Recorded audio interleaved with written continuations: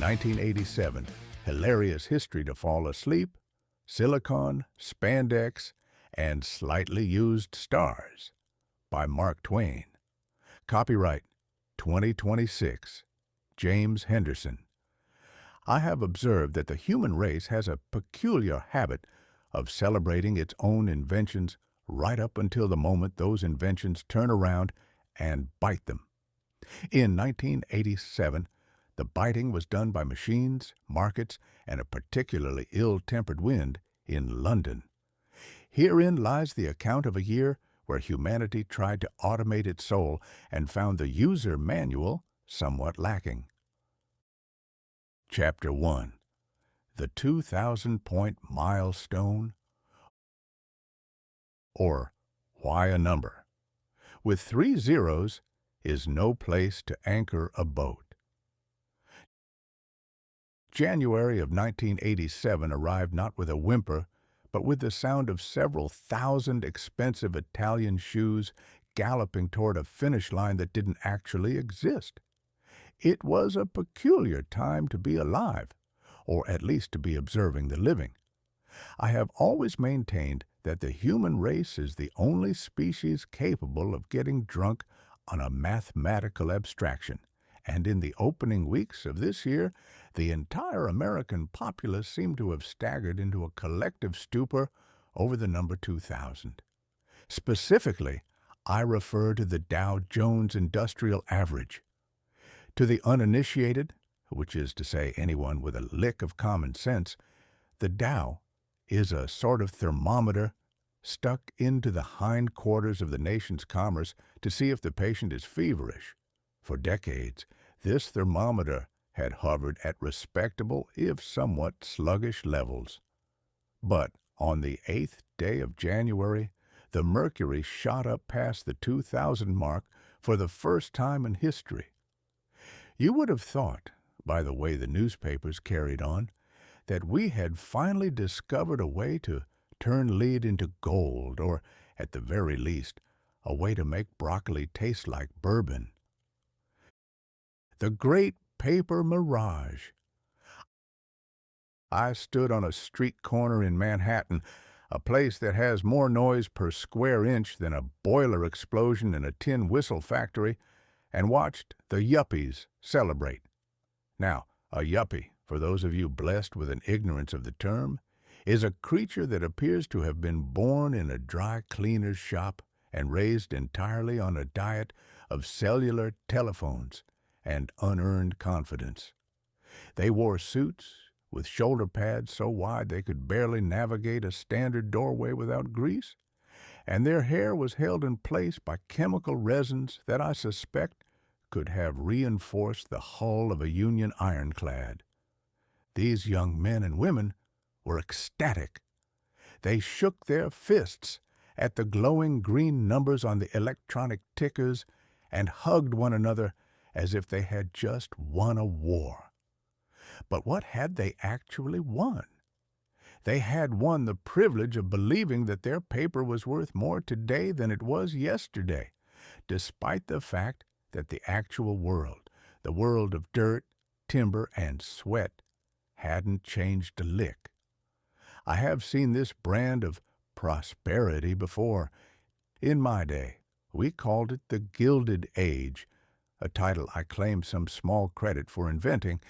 We called it that because gilded means something that is covered in a very thin, very shiny layer of gold to hide the fact that underneath it is nothing but cheap, rotting pine. 1987 felt like it had been dipped in the same vat, only the vat was now powered by electricity and managed by people who thought a margin call was a spiritual vocation. Prosperity in the 80s is like a Mississippi fog, thick, impressive, and prone to vanishing without a moment's notice.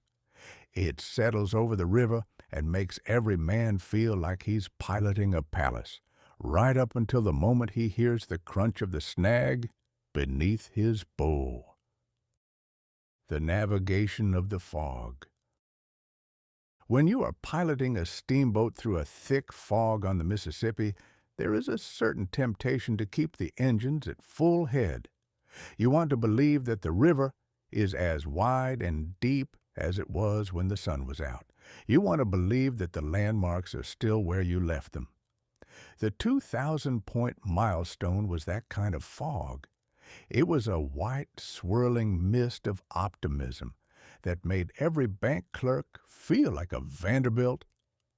The trouble with a financial fog is that it is self-perpetuating.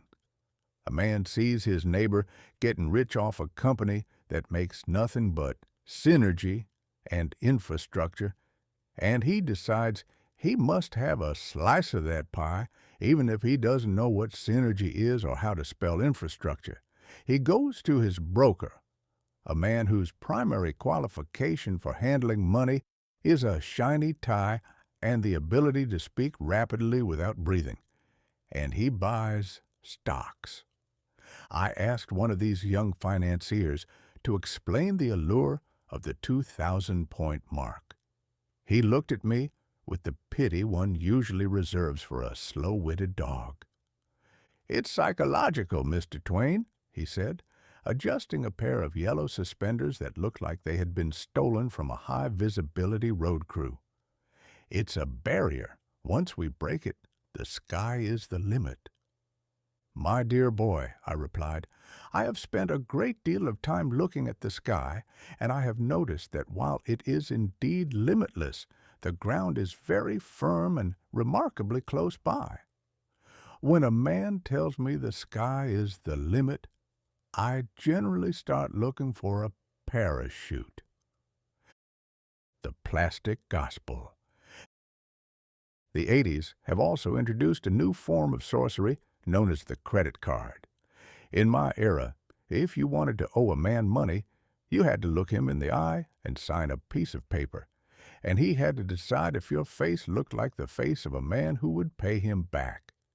It was a personal, intimate transaction involving character and, occasionally, a shotgun. In 1987, character has been replaced by a small slip of plastic. It is a marvelous invention. It allows a man to buy a dinner he cannot afford, to impress a woman he does not like, in a restaurant he cannot stand. It is the democratization of debt. It used to be that only the very rich could afford to be hopelessly in hock. Now, thanks to the miracle of modern banking, even the humblest ditch digger can enjoy the crushing weight of compound interest. This plastic gospel was the fuel for the 2,000-point fire. Everyone was buying everything with money that hadn't been earned yet, based on the value of stocks that hadn't been sold yet, to satisfy a hunger that couldn't be filled. It was a circular economy that reminded me of a kitten chasing its own tail. It's an amusing sight for a few minutes, but eventually the kitten gets dizzy and pukes on the rug. The irony of efficiency. We are told that 1987 is the age of efficiency. We have computers now that can perform 1,000 calculations in the time it takes a human to sneeze. We have automated trading, where machines talk to other machines about how to move the money around. They tell me this makes the market stable. I find this hard to swallow. A machine has no conscience. It has no memory of the panic of '73 or the lean years of the '90s. A machine does not get a cold sweat when it sees the horizon darkening. It simply follows its programming until it reaches the edge of a cliff, at which point it accelerates, because the programming says that downward momentum is a form of movement, and movement is always good. The Dow hitting 2,000 was heralded as a victory of the new machine over the old uncertainty. But I sat on a bench in Central Park watching the pigeons, who, I might add, have a very stable economy based entirely on the physical presence of breadcrumbs. And I couldn't help but feel that we were all being taken for a ride on a very fast train with a very sleepy engineer. The American people in 1987 are convinced that they have finally mastered the art of the free lunch. They believe that as long as the numbers on the screen keep going up, the laws of gravity have been repealed by an act of Congress. It is a beautiful, shimmering, multicolored delusion held together by hairspray and high-frequency radio waves. I shall continue to watch this 2,000-point milestone from a safe distance.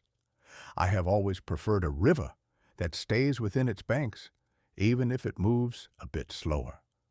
For when the fog finally lifts, and it always lifts, the only thing that matters is whether you are still afloat or whether you are sitting on a sandbar with nothing to show for your prosperity, but a handful of wet paper and a very expensive pair of yellow suspenders. The year is young, and the vanity is high. It is a magnificent time to be a cynic. Chapter 2.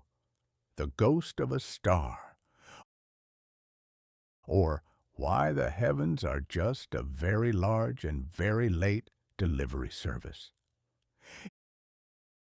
In February of 1987, the scientific community, a guild of gentlemen and ladies who spend their lives squinting at things that are either too small to see or too far away to matter, became uncommonly agitated.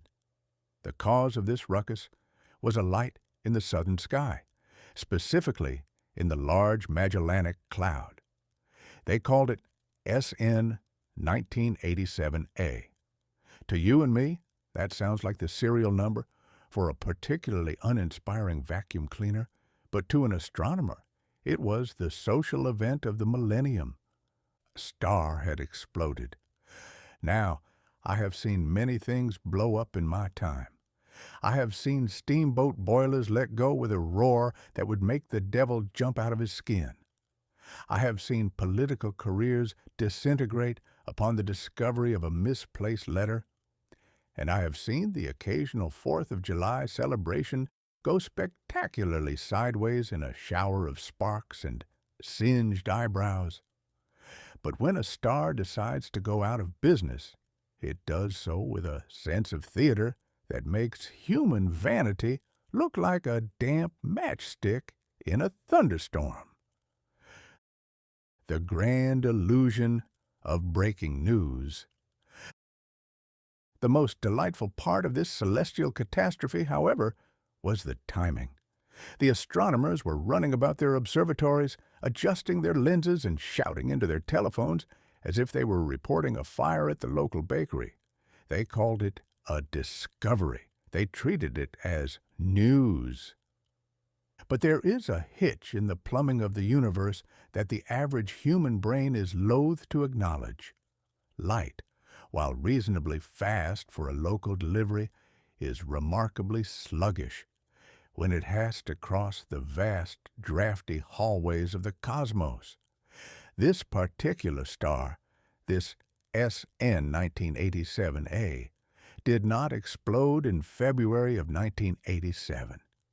It did not even explode during the administration of Mr. Lincoln or during the building of the pyramids, or even when the first brave lungfish decided that the mud looked more promising than the water. No, this star blew itself to kingdom come approximately 160,000 years ago. I find this to be a joke of the highest order. We are a species that prides itself on up-to-the-minute reporting. We have satellites in 1987 that can beam a picture of a man eating a sandwich in London directly into the living room of a man in Des Moines before the first bite is swallowed. We are obsessed with the now. And yet, the greatest spectacle of our lifetime is a piece of ancient history so old that the now it belongs to occurred when our ancestors were still trying to figure out if fire was a god or just a very hot pet. Applauding a supernova is exactly like picking up a newspaper from the Pleistocene era, reading the headline, "Local Sun Disintegrates," and running out into the street to warn the neighbors. It is the ultimate expression of human narcissism to believe that because we just saw it, it just happened. We are the audience that arrives at the theater 3 weeks after the play has closed, looks at the empty stage, and demands an encore. The professional procrastinators. I have always admired the astronomer. It is the only profession on Earth where you can be late for an appointment by 160 millennia and still be considered a pioneer. If a lawyer filed a brief that was 2 days late, he'd be disbarred. If a doctor arrived a century after the patient died, he'd be sued. But if an astronomer catches the tail end of a disaster that happened before the invention of the wheel, we give him a medal and a grant from the government.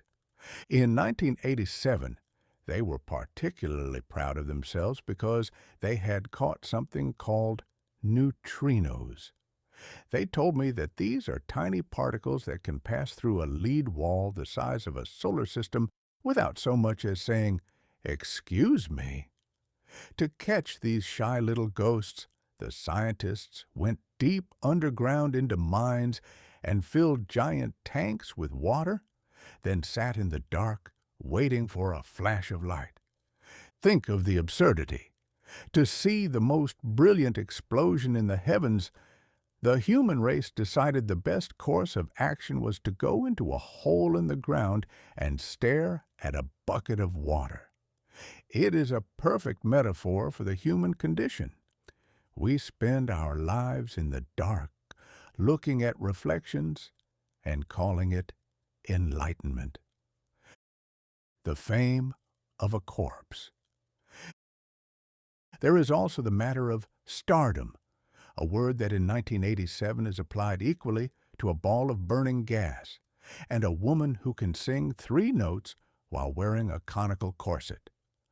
The star in question was once a blue supergiant known as Sanduleak minus 69 degrees 202. Again, the scientists and their names. They name a glorious celestial furnace as if it were a mid-sized insurance company. This star spent millions of years minding its own business, shining away in the Magellanic Cloud, unnoticed and uncelebrated. It was a solid, middle-class citizen of the galaxy. But the moment it died, the moment it failed, collapsed, and shredded its own physical existence, it became a global celebrity. It was on the cover of Time magazine. It was talked about in every bar and barbershop from Cairo to California. This, too, is very human. We ignore the living and canonize the dead.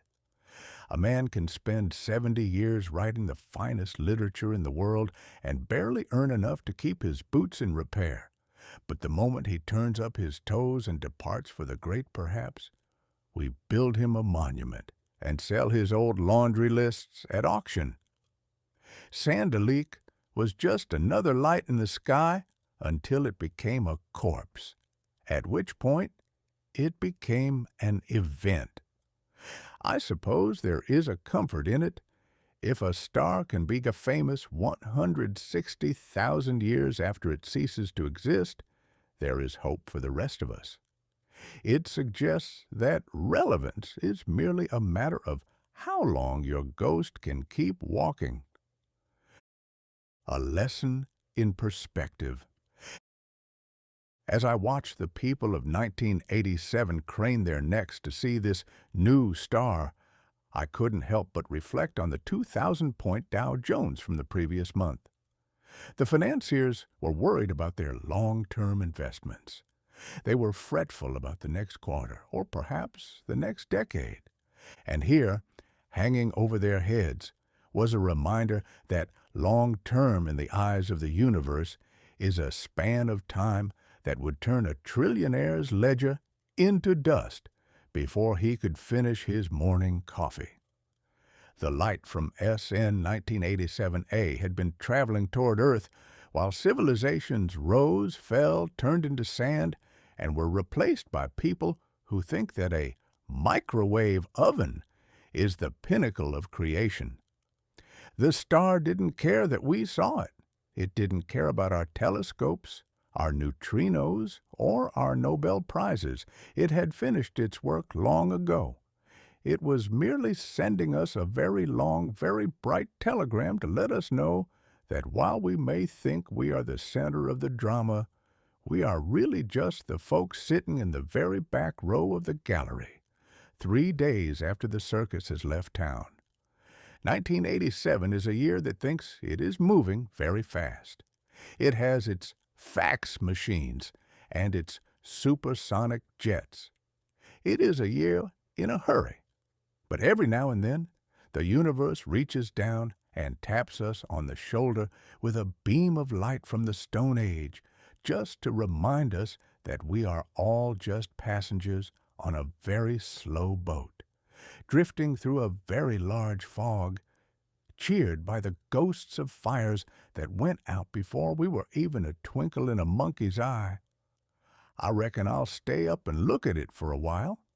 It's a fine thing seeing a ghost, especially one that doesn't rattle its chains, but instead chooses to fill the sky with the light of 100 million suns just for the sake of an old man on a bench who knows exactly what it feels like to be out of his own time. Chapter 3. The Blue Standard, or Why Smaller is merely a more efficient way to lose your mind. In the spring of 1987, the great architects of our digital salvation, a group of gentlemen at IBM, known collectively as Big Blue, decided that the human race was entirely too comfortable with its current state of confusion. They looked upon the world's desks, cluttered with wires and beige boxes that actually functioned, and declared, "This will not do. We must improve things until they are completely unrecognizable." Thus was born the IBM Personal System /2, or the PS/2. It arrived with the solemnity of a new prayer book, promising to standardize the chaos of the computer age. I have always found that when a corporation uses the word standard, what they actually mean is, we have invented a new way to make all your old equipment as useless as a glass eye at a keyhole, and you shall pay us handsomely for the privilege of the upgrade. The great floppy contradiction. The most immediate improvement foisted upon us was the abandonment of the 5.25-inch floppy disk in favor of the 3.5-inch diskette. Now, I am a man who appreciates the English language. I have spent my life trying to coax it into behaving with some semblance of logic. But the computer industry treats language like a stray cat, something to be kicked around until it stops making sense. The old disks were truly floppy. You could wave them about like a funeral fan. They were thin, flimsy, and had the structural integrity of a wet pancake. They were honest in their name. But this new 3.5-inch interloper, it is a hard, rigid square of plastic. It does not flop. It does not bend. If you tried to flop it, you would snap it in twain. And yet, the world insists on calling it a floppy disk. It is a grand global lie. It is like calling a brick a sponge, or a tax collector a philanthropist. I sat at a desk and held one of these little blue squares, marveling at the tiny metal shutter that snaps back with a sharp clack, a sound designed, I suspect, to give the user a false sense of security, as if the machine is actually guarding something of value rather than just a collection of recipes and misspelled business letters. The industry's argument was that smaller is better. This is the great anthem of the 1980s. We are told that if we can shrink a thing down until it can be swallowed by a house cat, we have achieved a triumph of civilization. I fail to see the logic. If I bought a smaller hat that didn't fit my head, I wouldn't call it progress. I'd call it a tragedy. But in 1987, if you can fit more data onto a smaller piece of plastic that you are guaranteed to lose in the sofa cushions, you are hailed as a visionary. The VGA illusion, a riot in 256 colors. Along with the stiff floppy came the VGA monitor, the video graphics array. Before this, computer screens were largely an affair of green text on a black background, looking very much like a graveyard for lightning bugs. It was a somber Presbyterian sort of experience. But VGA promised us vibrant color. It promised us the ability to see 256 colors at once. I asked a technician why on earth a man would need 256 colors to write a letter to his mother-in-law. He looked at me with the vacant, glowing eyes of a true believer and said, "It's about the experience, Mr. Twain. It's about the realism." Realism! I have seen the realism produced by these machines. It consists of jagged little squares that look like a mosaic designed by a drunkard with a grudge against curves. They call these squares pixels. To my eye, a vibrant VGA image looks less like reality and more like a quilt made of colored saltine crackers. However, the populace fell for it. They crowded around these glowing boxes, staring at images of parrots and hot air balloons, the two things apparently that the computer industry believes are the pinnacle of visual achievement, and marveled at the depth. I suspect the true purpose of the VGA monitor is not to provide realism, but to provide a more colorful way to go blind. It is a heavy, ionizing box that hums with the malevolence of a trapped hornet and emits a glow that I am certain will eventually lead to the mutation of the human species. By the year 2000, we shall all likely have one large, square, glowing eye in the center of our foreheads, capable of discerning 256 shades of gray while being entirely unable to see a sunset without wondering where the print button is. The micro-channel monopoly. The most devious trick hidden inside the PS2 was something called the micro-channel architecture. Now, don't let the name bore you. It is a fascinating study in human greed. In the years leading up to 1987, other companies had started making computers that worked just like IBM's.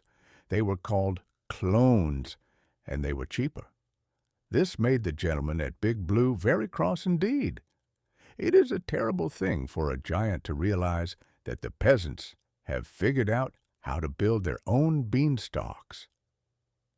So IBM invented the microchannel.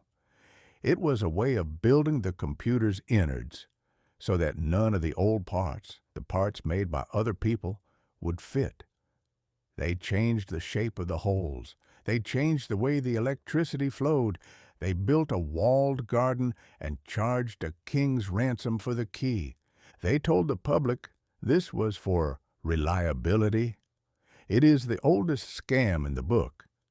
If you want to rob a man, you tell him his current house is unsafe and that he must move into your specially designed safety vault, where the only catch is that you own the air he breathes and the light he reads by. I watched the power users, another delightful 80s term for people who enjoy being frustrated by expensive toys, debate the merits of microchannel. They used words like bus mastering and arbitration levels. It was a magnificent display of linguistic gymnastics designed to hide the fact that they were being fleeced. Proprietary technology is the art of selling a man a horse that will only eat one specific expensive brand of hay, and then convincing him that the horse is superior because it refuses to dine with the common ponies. The efficiency of obsolescence. The PS2 and the VGA standard represent a shift in the human spirit. We have moved from the age of the durable to the age of the disposable. When I was a lad, if you bought a good printing press or a sturdy steamboat, you expected it to last until the rivets rusted out or the boiler decided to go to heaven. You could repair it. You could understand it. There was a certain honesty in the iron. But the Blue Standard of 1987 is built on the principle of the ticking clock. It is designed to be marvelous for exactly 18 months, after which it will be replaced by something even smaller, even more vibrant, and even more incompatible with anything you currently own. The people of this era are in a frantic race to stay in the same place. They spend their days earning money to buy machines that will help them work faster, so that they can earn more money to buy the next machine that will be required to open the files created by the last machine. It is a treadmill powered by silicon and vanity. I went to a shop and saw a man buying a PS2. He looked proud. He looked like a man who was capturing the future. I wanted to tap him on the shoulder and say, "My friend, you aren't buying a tool. You are buying a subscription to a headache that will never end. In 2 years, that vibrant monitor will be a doorstop, and that stiff floppy will be a coaster for a drink you can't afford because you spent all your money on micro-channel architecture." But I held my tongue. There is no use talking sense to a man in the middle of a religious conversion, and in 1987, the worship of the Blue Standard is the most popular religion in the land. I shall stick to my pen and ink. The standard for a quill hasn't changed in 500 years. The resolution is limited only by the steadiness of my hand. And if I want to change the color, I simply buy a different bottle of ink. It may not be vibrant, and it certainly isn't automated, but at least when I'm finished, I have something that doesn't require a power outlet or a licensing agreement with a giant in a blue suit. We are told that Big Blue is leading us into a new era of information. I suspect we are simply being led into a very expensive thicket, where the only thing we will truly know for certain is the exact date our warranty expires. Chapter 4. The Tear Down This Wall Echo, or Why a Fence is Only a Good Idea if You Aren't the One Inside the Pasture. In the month of June 1987, the theater of the world moved its primary stage to Berlin, a city that has the unenviable distinction of being a sandwich with 2 slices of bread that belong to different centuries and a filling made entirely of barbed wire and suspicion. The occasion was the visit of Mr. Ronald Reagan, a man who had spent the first half of his life acting in westerns and the second half convincing the world that he wasn't still doing it. I have always maintained that a wall is a very simple, honest piece of architecture. In my day, if you built a wall, it was for one of 3 reasons: to keep the mud out of your parlor during a Mississippi flood, to keep your neighbor's pig from treating your cabbage patch like a buffet, or to prevent your own roof from falling upon your head and making a permanent impression on your dignity. These are noble uses for stone and mortar. They are defensive, they are practical, they are, in their way, polite. But the Berlin Wall, that anti-fascist protective rampart, as the folks on the eastern side called it with a straight face, was something altogether different. It was a wall designed to keep people in. Now, I reckon if a man builds a house and finds that he has to lock his guests in the cellar to keep them from leaving, he ought to stop wondering why the invitations are being returned and start looking at the quality of his conversation. The architecture of insecurity. Berlin in 1987 was a masterclass in the absurdity of the human ego. Here was a city divided by a concrete scar that ran through the middle of streets, backyards, and, I am told, even a few very confused basements. On the western side, the wall was treated as a giant, three-tiered canvas for the world's graffiti artists. It was covered in layers of paint so thick that the concrete was likely the only thing holding the art up. It was a riot of color, punk rock slogans, and declarations of love, a colorful how do you do to the grim sentries on the other side. On the eastern side, however, the wall was a pristine, terrifying gray. It was accompanied by a death strip of raked sand, guard towers, and dogs that looked like they hadn't been petted since the Great Depression. The contrast was so sharp it would make a man's eyes ache. It was as if a cheerful, slightly chaotic circus had been set up directly against the side of a maximum security prison. The East Germans claimed the wall was there to keep the imperialist influences out. This is a marvelous piece of logic. It is like a man tying his wife to the bedpost to protect her from the dangerous influence of the neighbor's dinner party. It suggests a certain lack of confidence in one's own hospitality. If your system of government is so magnificent, so liberating, and so full of the milk of human kindness, why must you back it up with landmines and men with binoculars? The great communicator's performance. Mr. Reagan arrived at the Brandenburg Gate with the practiced ease of a lead actor who knows exactly where the light is hitting him.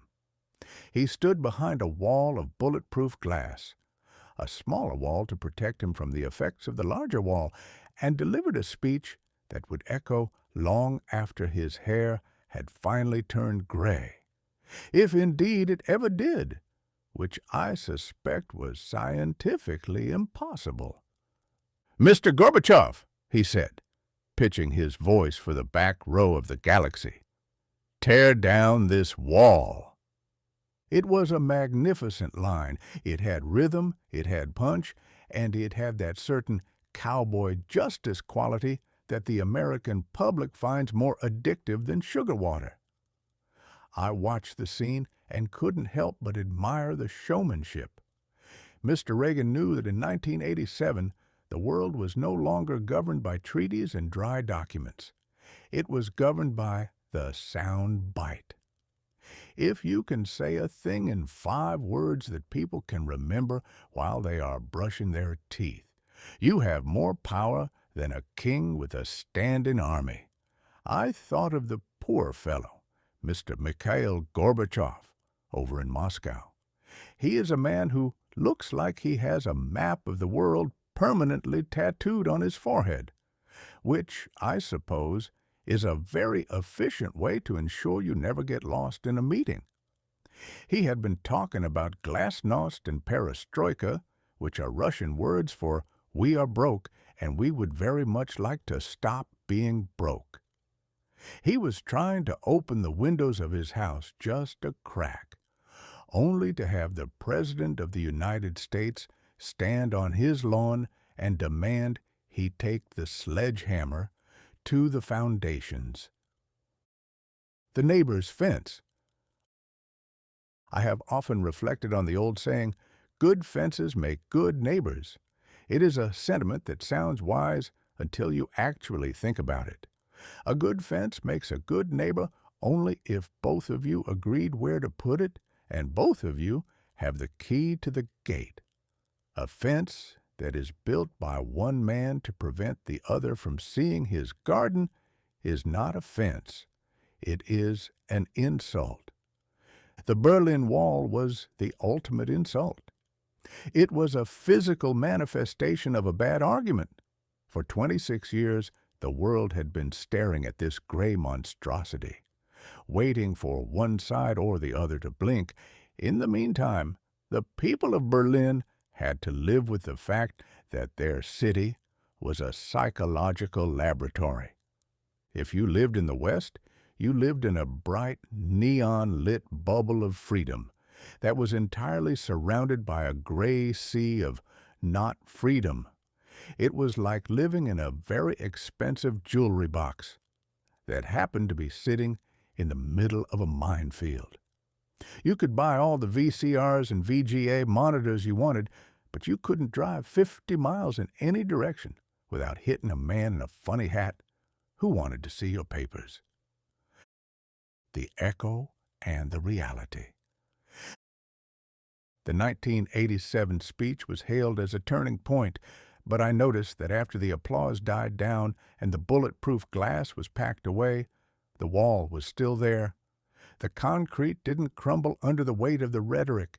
The guards didn't drop their rifles and start singing folk songs. This is the great frustration of the modern age.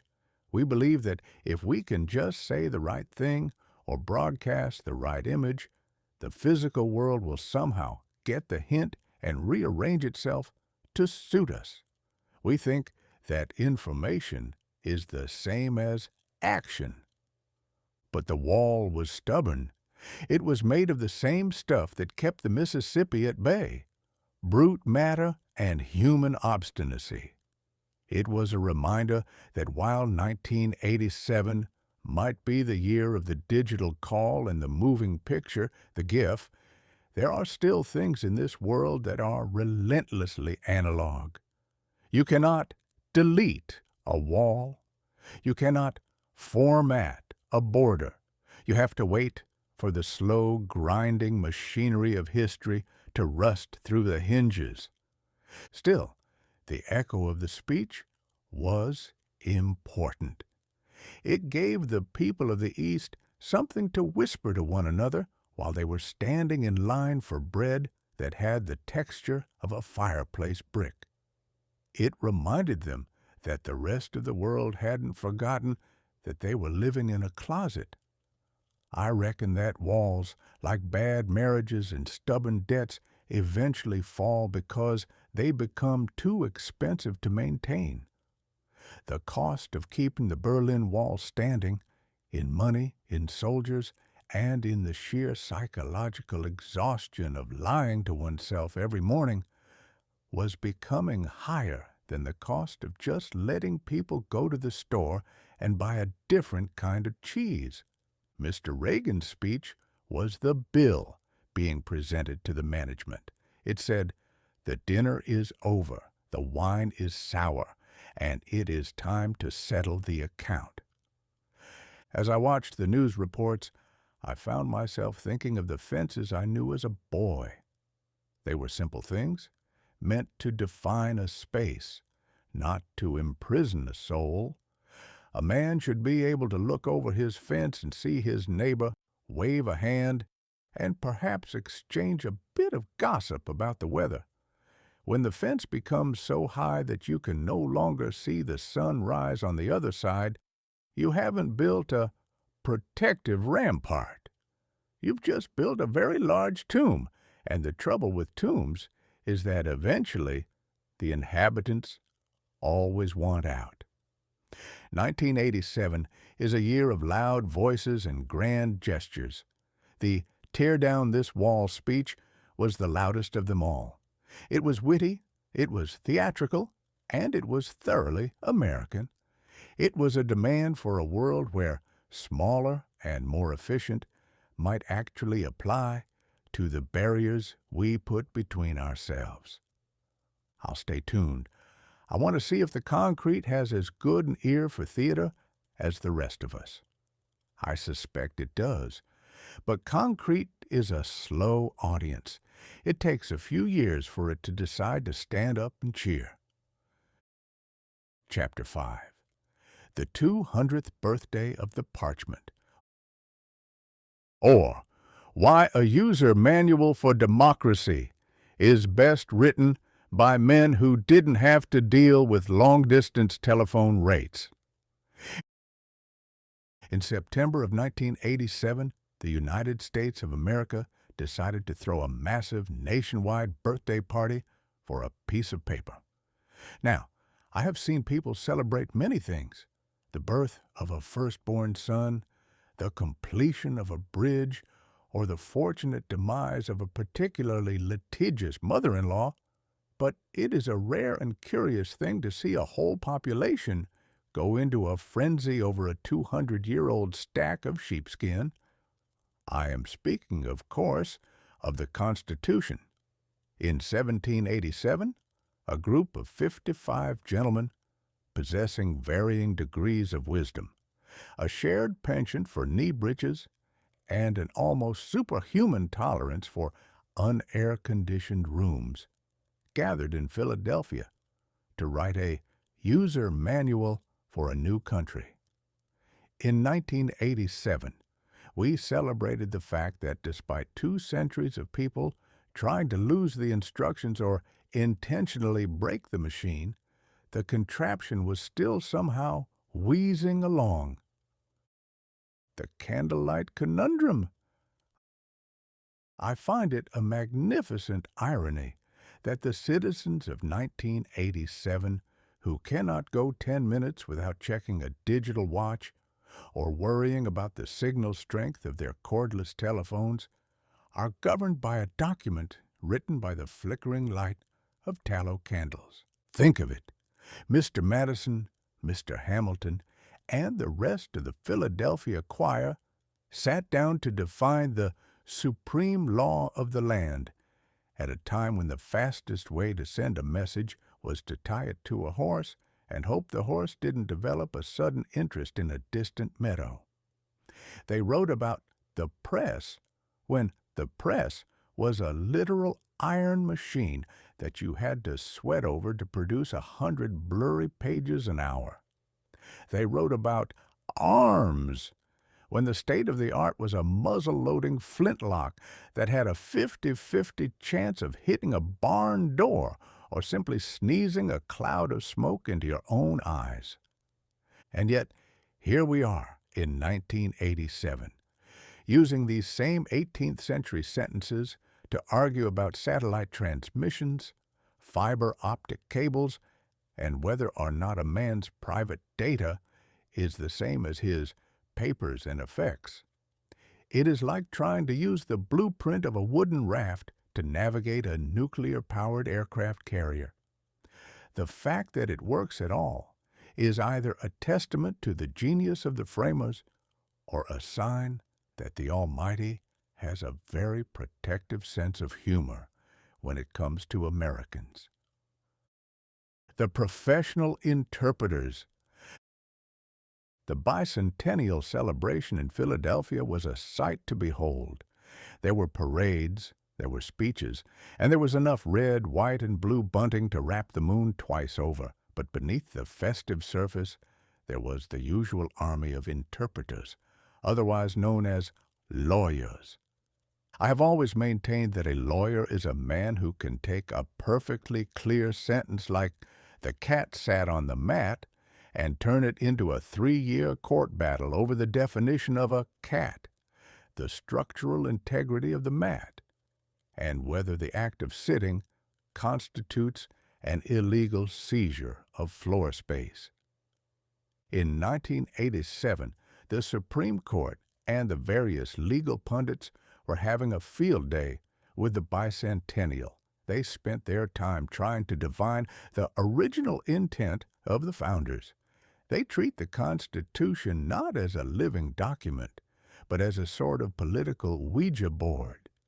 They gather in their robes, put their hands on the parchment, and wait for the ghost of Benjamin Franklin to tell them if he intended for television stations to be able to broadcast beer commercials on Sunday afternoons. I suspect that if you actually brought the founders back to 1987, they would be less concerned with original intent and more concerned with how we managed to make the carriages go 60 miles an hour without any visible horses. Mr. Jefferson would likely take one look at a modern tax form and go back to his grave immediately, quite possibly out of sheer professional embarrassment. The "We the People" paradox. The theme of the year was predictably "We the People." It's a stirring phrase. It's the kind of phrase that makes a man want to puff out his chest, buy a small flag, and feel very important. But I noticed in 1987 that while everyone was celebrating the people, nobody could quite agree on who the people actually were or what they wanted. In 1787, the people was a fairly exclusive club. You generally had to own land, have a respectable waistcoat, and most importantly, not be a woman or a person whose ancestors had been forcibly invited to the continent. By 1987, the club had been forced to open its doors to everyone, which is a grand and noble thing, but it has resulted in a lot more noise in the clubhouse. The 1987 American believes that the Constitution is a sort of magical vending machine. You put in a grievance, you pull a lever labeled First Amendment or 14th Amendment, and out pops a victory for your specific side of the argument. The trouble is that the man standing behind you in line is trying to pull the same lever to get the exact opposite result. The Constitution is a document that protects the rights of your neighbor to be a complete and utter nuisance, provided you have the same right to be a nuisance back to him. It is the only treaty in history that codifies the human instinct to disagree and calls it liberty. The satellites and the scroll. One of the highlights of the bicentennial was a global satellite broadcast. They used the highest of high-tech machinery to beam the image of the original parchment to screens across the planet. I sat and watched this on a color television. There it was, a yellowish, faded scroll, protected by bulletproof glass and submerged in a bath of inert gas to keep the air of the 20th century from eating it alive. It looked remarkably fragile. You could imagine a single spilled cup of coffee or a determined moth ending the whole experiment in a matter of minutes. And yet, that fragile thing is what keeps the 1987 government from simply deciding that it owns your house, your thoughts, and your choice of breakfast cereal.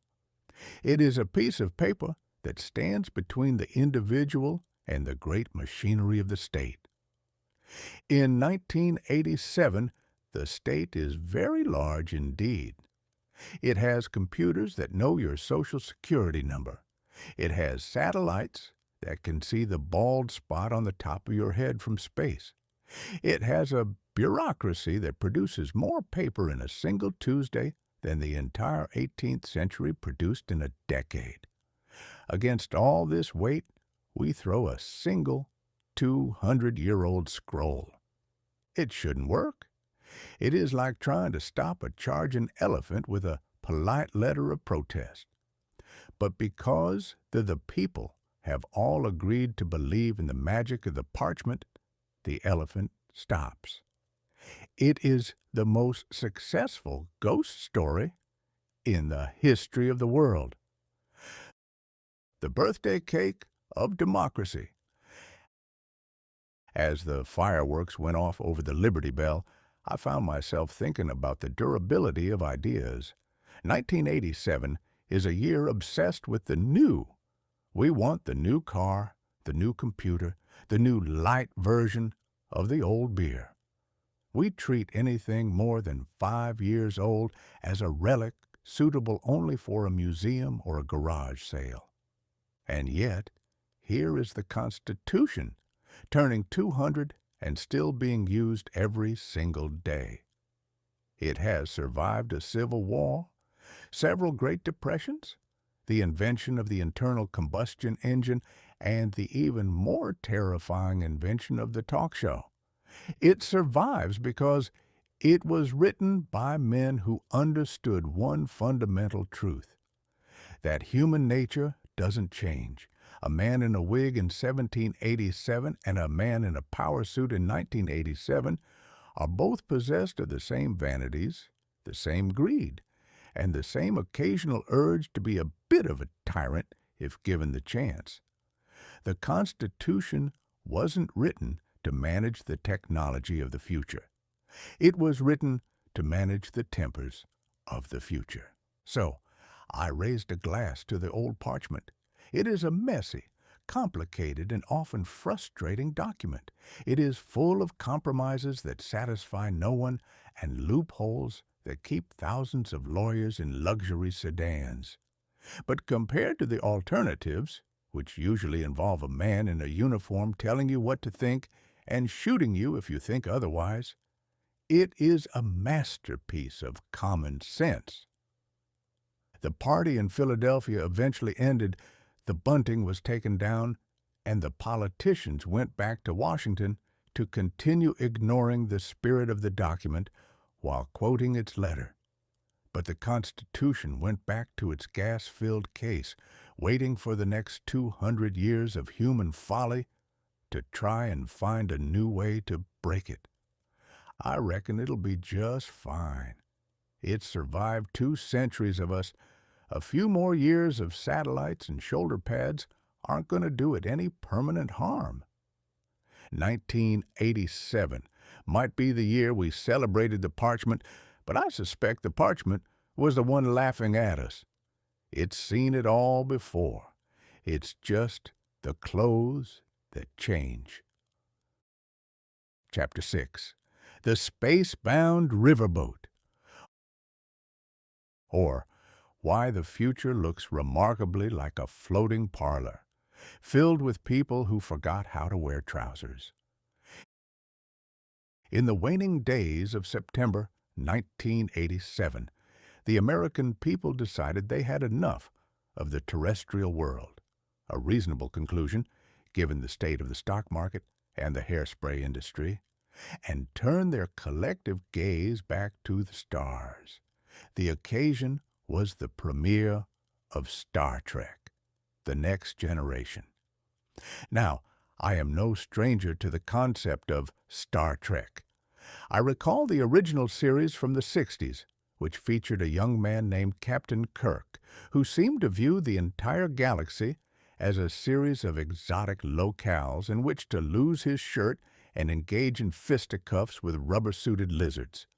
It was a rugged, swashbuckling affair, very much like the early days of the gold rush, only with more blinking lights and fewer mules.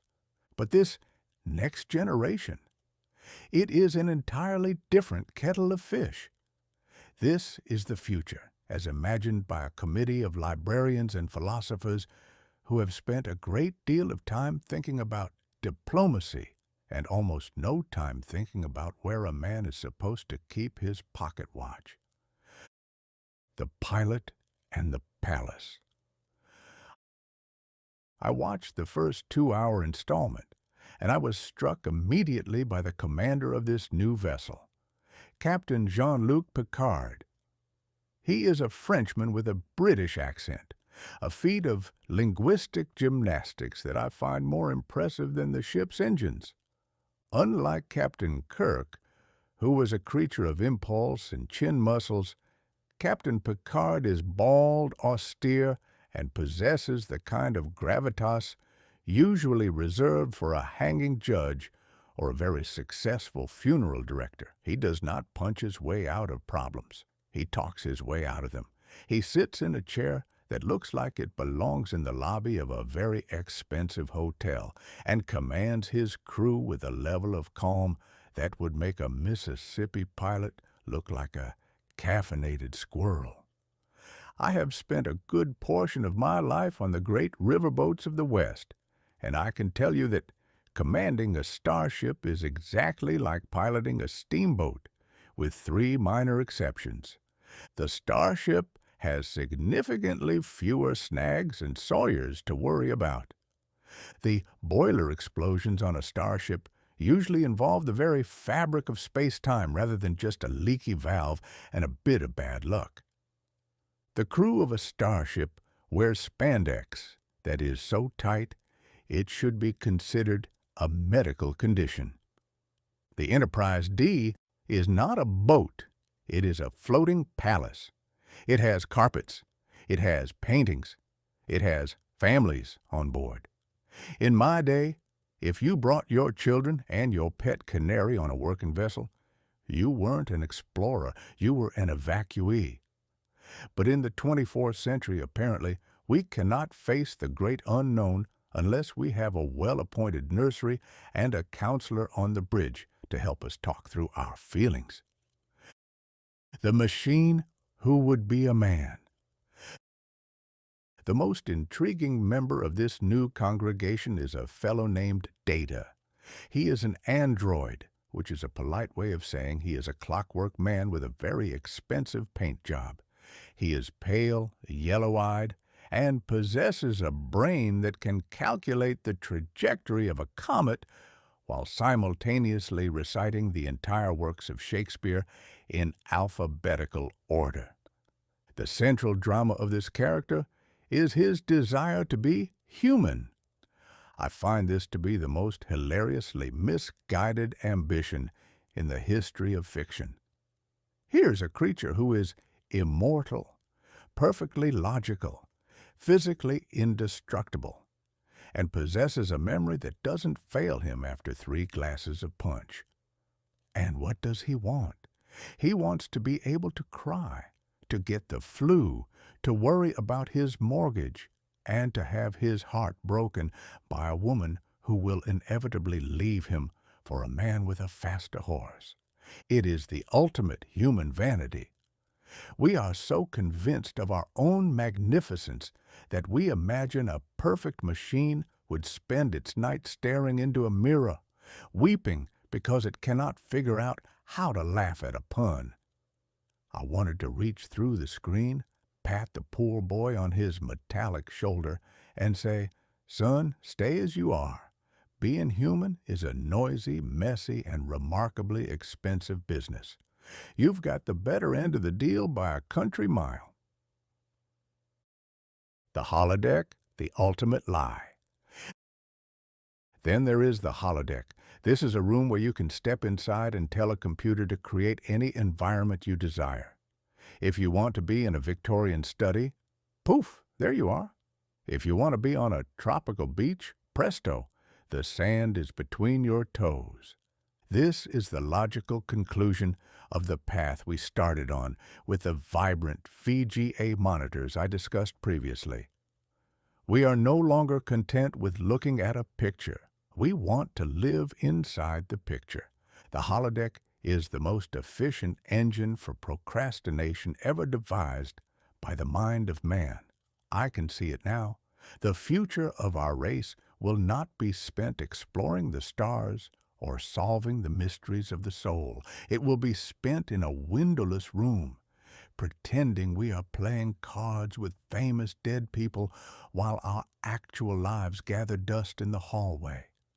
Why go through the trouble of actually traveling to the Mississippi when you can have a machine simulate the smell of the river and the bite of the mosquitoes without ever having to leave your pajamas? The holodeck is a marvelous invention for the man who finds reality to be a bit too demanding.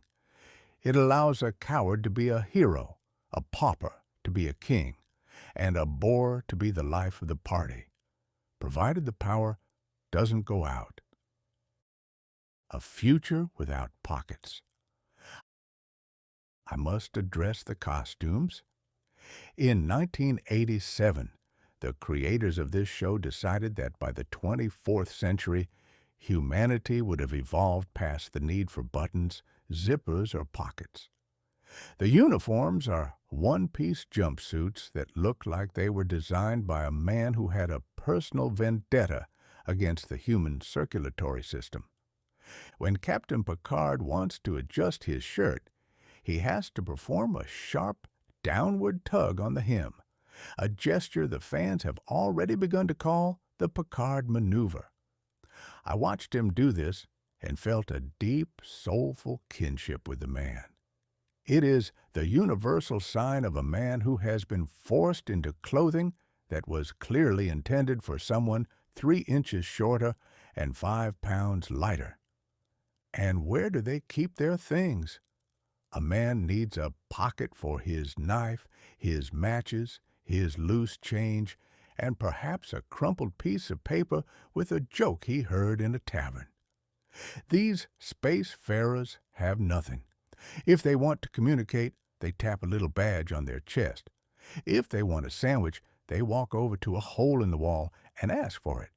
It is a very clean, very efficient, and very boring way to live.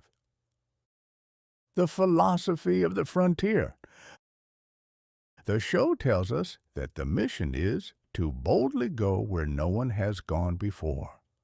It's a fine sentiment.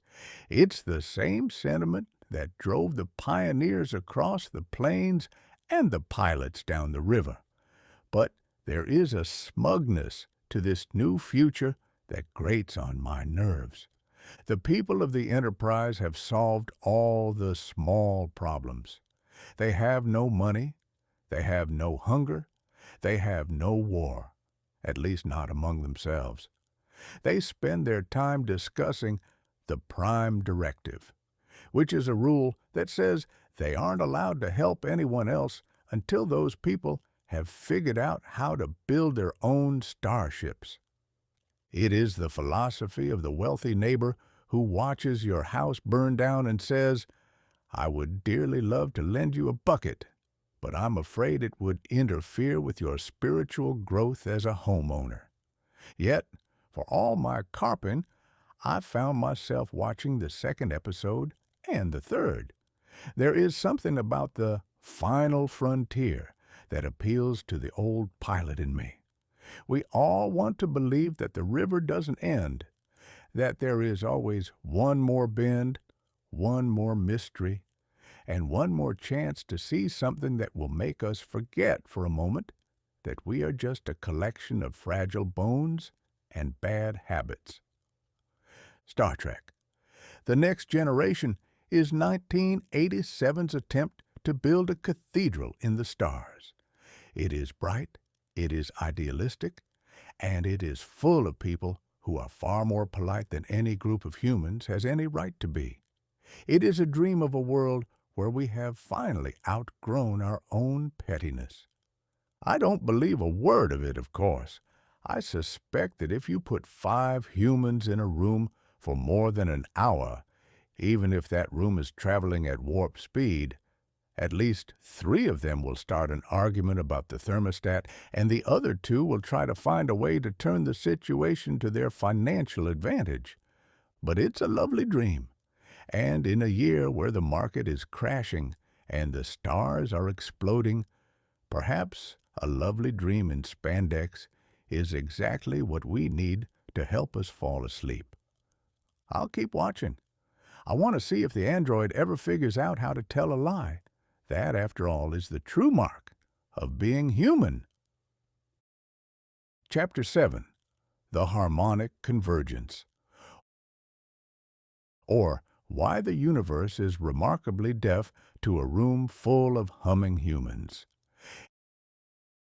In the middle of August 1987, the human race decided to engage in what can only be described as a planetary effort to nudge the cosmos. This event was titled the Harmonic Convergence, and it was the first time in history that a significant portion of the population agreed to wake up early, sit on a cold rock, and hum at the sky in the hopes that the galaxy would take the hint and stop being quite so difficult. I have observed many forms of human gathering in my time: political conventions, which are mostly about hot air and pocket picking; religious revivals, which are about saving the soul while sweating through one shirt; and circus parades, which are the most honest of the lot. But the harmonic convergence was a new breed of theater. It was a global meditation intended to usher in a new age of peace, or at least to prevent the universe from deciding to cancel our subscription to existence. The Mayan math and the art of the guess. The whole affair was spearheaded by a gentleman named Jose Arguelles, who had spent a great deal of time squinting at ancient Mayan calendars. Now, I have a healthy respect for the Mayans. They were a people who managed to build magnificent stone structures and track the movements of the stars without the benefit of a single IBM PS2 or a VGA monitor. But the trouble with ancient calendars is that they are like old family recipes.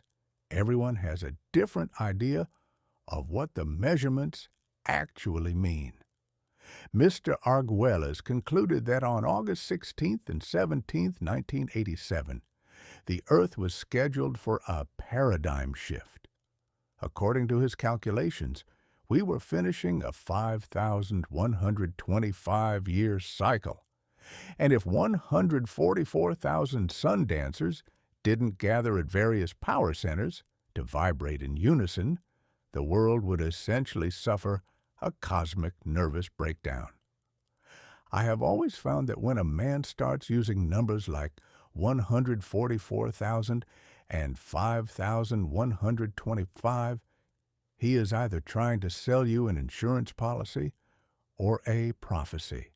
The beauty of a prophecy based on a dead civilization's calendar is that the original authors aren't around to clarify that they were actually just trying to figure out the best day to plant corn. In 1987, however, this Mayan math was treated with the kind of reverence usually reserved for the Bill of Rights or a winning lottery ticket. The topography of holiness. To participate in this convergence, you couldn't just sit in your kitchen and think happy thoughts. No, you had to find a power center. These included such locales as Mount Shasta in California, Stonehenge in England, the Grand Canyon, and the Pyramids of Giza.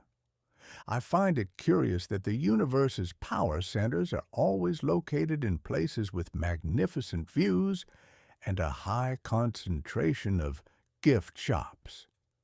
You never hear of a harmonic convergence taking place in a damp basement in Cincinnati or next to a tanner's yard in St. Louis. Apparently, the cosmic energies are very particular about their real estate. They require majestic vistas and a certain level of dramatic lighting before they'll agree to converge. I watched the news reports of thousands of people trekking up Mount Shasta. They were draped in crystals, carrying sage, and wearing the kind of flowing garments that suggest the wearer has given up entirely on the concept of zippers. These people were convinced that if they stood on that specific mountain and emitted a collective Om, they could alter the vibrational frequency of the planet. It is a grand and noble vanity. It is the belief that the Earth is a sort of giant celestial tuning fork, and that we, the tiny, noisy inhabitants clinging to its crust, are the ones who get to strike the note. Man is the only animal who can sit on a mountain, look at the infinite majesty of the stars, and conclude that the stars are waiting for him to give them a piece of his mind. The great global hum. On the morning of the 16th, the humming began. From Central Park to the Great Wall of China, people closed their eyes and tried to be harmonic. I decided to perform a small experiment of my own. I sat quite still and turned my internal attention to my own gyroscopes. I checked for a shift in my spiritual alignment. I looked for a sudden urge to be kind to my creditors. I waited for the world to feel a little less tilted toward greed and a little more toward grace. I waited for 20 minutes. The only thing I felt was a slight cramp in my left leg and a growing desire for a cup of strong coffee. As far as I could tell, the earth continued to rotate at its usual clip. The birds continued to hunt for worms with a complete lack of harmonic empathy. And the stock market, despite being the focus of a great deal of negative energy, remained stubbornly fixed on its path toward the October basement. I asked a young woman who had returned from a vortex in Arizona if she felt the world had changed. The energy was incredible, she said, her eyes glowing with the fervor of someone who had recently spent $400 on a piece of quartz. We opened a portal. We paved the way for the new age. That's a fine thing, I replied. But tell me, did the portal have anything to say about the price of eggs? Or perhaps a hint as to whether Mr. Gorbachev is actually going to tear down that wall? She looked at me as if I were a particularly dull-witted gargoyle. To a true believer, the lack of a physical result is merely proof that the result was spiritual. It is a foolproof system of logic. If the world ends, you were right. If the world stays exactly the same, it's because you saved it in a way that nobody can see. The indifference of the universe. The harmonic convergence reveals a fundamental truth about our species. We cannot stand the thought that we are irrelevant. We look at the stars, and we see a cold, vast, and silent vacuum that doesn't know our names and wouldn't care if we all turned into pumpkins tomorrow. This is an intolerable thought for a creature that has invented the talk show. So we invent cycles and convergences. We tell ourselves that the galaxy is waiting for our permission to move into the next age. We treat the universe like a temperamental ant who needs to be hummed to sleep so she doesn't cut us out of the will. But in 1987, the universe proved itself to be remarkably indifferent to human chanting. The supernova SN 1987A, which we discussed earlier, continued its 160,000-year-old journey toward our eyes, regardless of how many crystals were being waved in California. The ozone layer continued to thin, the wars continued to simmer, and the Gilded Age of the 80s continued to polish its gold plate. There is a certain comfort in this indifference, though the New Agers would hate to hear it. It means that the world is a deal sturdier than we think. If the vibrations of a few 100,000 well-meaning humans could actually alter the laws of physics, we'd be in a heap of trouble the next time a large crowd got angry at a football match. If humming can save the world, then a particularly loud sneeze could theoretically knock Jupiter out of its orbit. The lingering echo. By the 18th of August, the convergence was over. The sun dancers went back to their jobs. The crystals were put away in velvet pouches, and the mountains were left to the goats and the park rangers. Did anything happen? The organizers pointed to the fact that the INF Treaty was signed later that year as proof that the energy had worked. They claimed that the softening of the Cold War was a direct result of their humming. I find this to be a marvelous example of post hoc ergo propter hoc, the belief that because the rooster crows before the sun rises, the rooster is the one who dragged the sun over the horizon. I suspect Mr. Reagan and Mr. Gorbachev were moved less by cosmic vibrations and more by the cold, hard fact that they were both running out of money to build missiles. But if the people on Mount Shasta want to take the credit, I suppose there's no harm in it. It's a sight better to have people claiming they saved the world through meditation than to have them claiming they saved it through artillery. 1987 remains a year of the machine. We have machines to trade stocks, machines to calculate stars, and now, it seems, we have tried to turn the human spirit into a machine for tuning the galaxy. We want to find the on switch for world peace, and we hope it's as simple as getting enough people to hum the same note at the same time. I'll stay in the old age for a while longer, I think. It's a bit noisy, and the plumbing is questionable. But at least you don't have to climb a mountain to get the universe to acknowledge your existence. I'll keep my gyroscope set to common sense and my crystals in the form of sugar in my tea. The universe is a vast and ancient river, and it has been flowing since long before the first Mayan picked up a chisel. I reckon it knows where it's going, and it doesn't need a committee of humans in spandex to help it find the way. But if humming makes the trip more pleasant for the passengers, then by all means, hum away. Just don't be surprised if the river doesn't hum back. Chapter 8. The Birth of the GIF, or Why a Moving Picture That Goes Nowhere is the Most Honest Invention of the Age.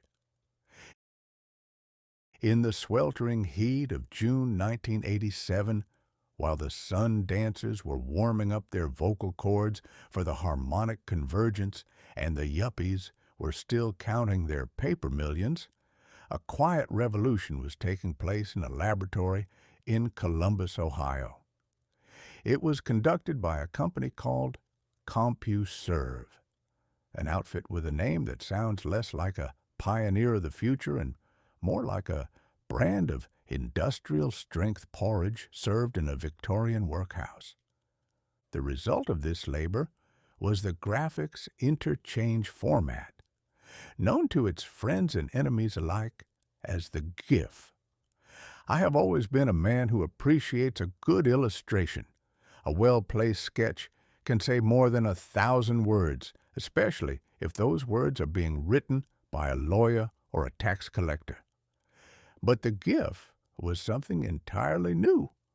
It was a way to squeeze a picture through the tiny rusted copper pipes of the national telephone system so that it might pop out on the other side before the recipient had reached the age of retirement. It was efficiency applied to vanity, and I found it immediately fascinating. The music of the modem. To understand the miracle of the GIF, one must first understand the modem.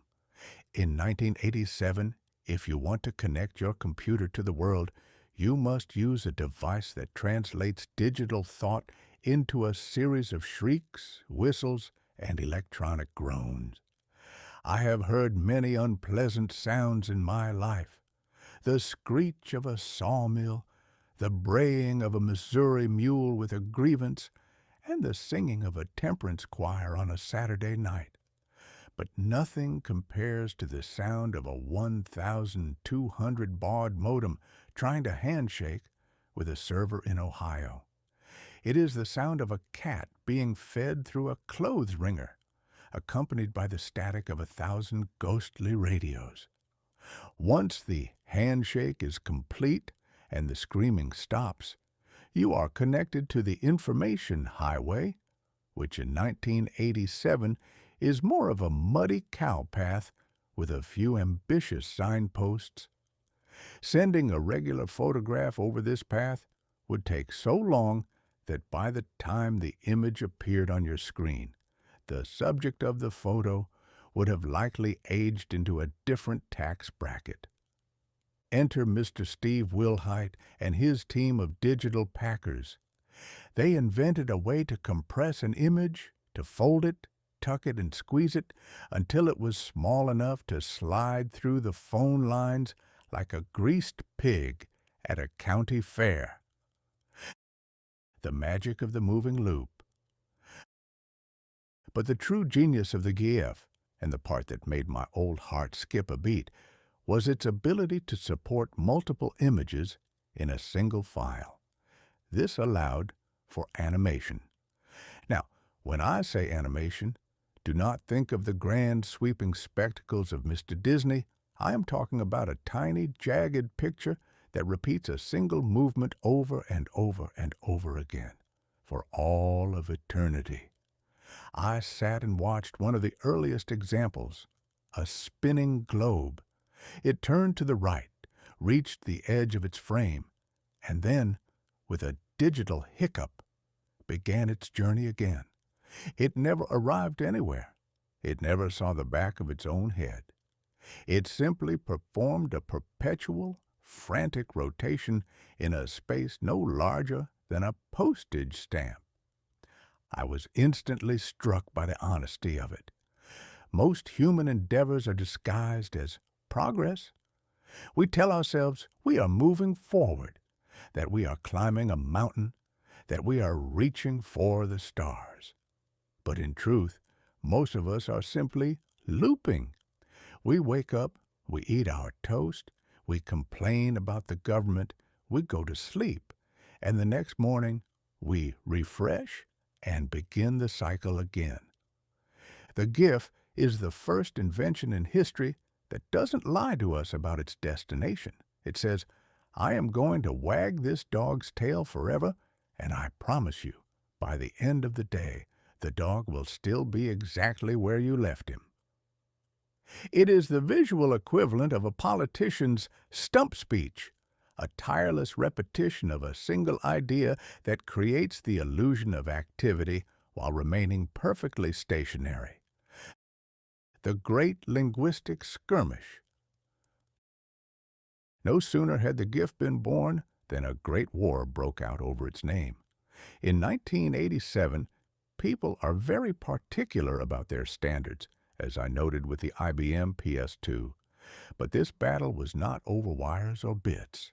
It was over the alphabet. The creator, Mr. Wilhite, insisted that the word be pronounced with a soft G, like the peanut butter, Jif. We are choosy developers, he supposedly joked, referencing the popular advertisement of the day. However, a vocal faction of the populace, people who, I suspect, spend their weekends correcting the grammar of their own children, insisted on a hard G, as in gift. Their logic was that the G stands for graphics, not jaffics. I've spent my life in the company of the English language, and I can tell you that logic has as much to do with English as sobriety has to do with a riverboat pilot on a Saturday night. We have tough, through, and though, all of which are spelled nearly the same and yet sound like three different species of bird. I tend to side with the inventor. If a man spends his life sweating over a hot keyboard to give the world a way to watch a tiny cat fall off a sofa in a loop, he ought to be allowed to call it whatever he likes. If he wanted to call it a flugelhorn, I would be inclined to agree. But the world is a stubborn place. Half the population says GIF, the other half says GIF, and both sides look upon the other as if they have just suggested that the earth is shaped like a taco. Language is a tool designed by geniuses and interpreted by idiots. The moment you define a word, you have merely given a fool a new target to miss. The efficiency of the 256-color palette. The GIF, much like the VGA monitor, is limited to 256 colors. To a man of the 19th century, 256 colors sounds like an embarrassment of riches. In my day, if a newspaper had two colors, black and a slightly different shade of black, it was considered a high-tech marvel. But in 1987, the power users look upon 256 colors with the same pity they might show a man with only one leg. It's not true color, they whine. It can't capture the subtle nuances of a sunset or the delicate blush of a maiden's cheek. Perhaps not, but I have found that for the purposes of the GIF, which usually involve a small man being hit in the groin with a football or a dancing hamster, 256 colors are more than sufficient. In fact, I would argue that many of the world's most important things could be reduced to 256 colors without any loss of meaning. A bank statement only needs two. A declaration of war only needs one: red. The limitation of the GIF is what makes it beautiful. It forces the creator to be concise. You cannot waste bits on fluff. You have to get to the point, repeat the point, and then get out of the way. It is a haiku made of pixels. The under construction future. As 1987 draws to a close, the GIF is beginning to populate the bulletin board systems and early networks. I see it starting to appear on the horizon like a new species of weed. Soon, every corner of this internet will be cluttered with tiny animated yellow men digging holes with shovels, accompanied by the words, "under construction." These GIFs will remain on pages for decades, the little men digging and digging, while the pages they inhabit rot and disappear. It is a monument to the human intent to do something, eventually maybe, if the weather holds. I watched a GIF of a flickering candle. It was a simple thing, just 3 frames of light. And as I sat in the dark of my study, watching that little digital flame dance on the screen, I realized that the GIF is the perfect medium for the modern memory. We no longer have the patience for long, sprawling epics. We want our memories in bite-sized, looping chunks. We want to see the moment the cake falls, but we don't want to bother with the baking or the cleanup. We want the highlight without the history.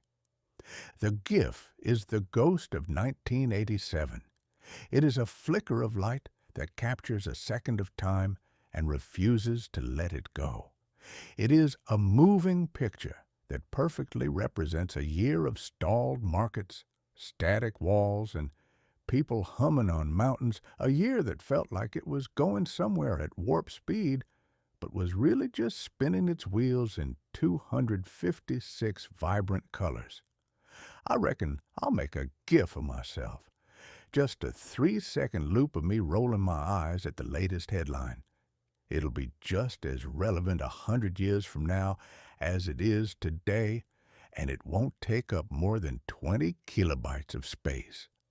That, my friends, is the only kind of immortality that's truly efficient. Chapter 9. The Black Monday Plunge.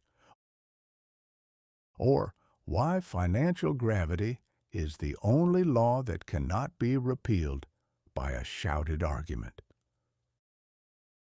Gravity is a law that I have always respected, mostly because it has no interest in my opinion of it. If a man steps off the hurricane deck of a steamboat, he will travel toward the water at a rate of speed that is entirely indifferent to his social standing, his political affiliations, or the quality of his tailor. However, in October of 1987, the American public discovered a new and more expensive brand of descent: the financial gravity of Wall Street. Earlier this year, I noted with some trepidation that the Dow Jones had crossed the 2,000-point mark. By August, it had galloped all the way up to 2,722. Everyone was a genius. Every elevator boy had a hot tip, and every yuppie with a yellow tie believed he had finally domesticated the golden calf. They spoke of a new plateau, as if the economy had suddenly decided to stop being a mountain range and become a flat, infinite prairie of profit. Then came the 19th of October, a day now known as Black Monday. It was the day the prairie turned out to be a cliff. The morning of the execution. The day dawned with a brisk, innocent air that usually precedes a public hanging or a particularly disastrous wedding. I sat in a coffee house and watched the faces of the financiers. On a normal day, these gentlemen carry themselves with the puffed-up importance of a pigeon in a park. But on this morning, they looked like men who had just realized they were standing on a trap door and could hear the executioner testing the grease on the hinges. The opening bell rang at the New York Stock Exchange, and for a few moments there was the usual roar of commerce. But very quickly, the roar changed its pitch. It went from the sound of a thriving hive to the sound of a landslide in a glass factory. In the span of a single afternoon, the Dow Jones Industrial Average fell 508 points. Now, to a man who considers a $5 loss at a poker table to be a personal tragedy, 508 points sounds like a mere statistic. But in the language of the 1980s, that number represented 22.6% of the nation's wealth vanishing into the ether. It was a larger one-day drop than the great crash of 1929. I have seen panics before. I remember the panic of 1873 and the one in '93. In those days, a panic was a leisurely affair. You had to wait for the telegraph to click-clack the bad news across the country. You had to wait for the banks to actually lock their doors. You had to wait for the physical gold to be hauled away in wagons. It was a human tragedy played out at a human pace. But in 1987, we have the computer. The ghost in the machine, program trading.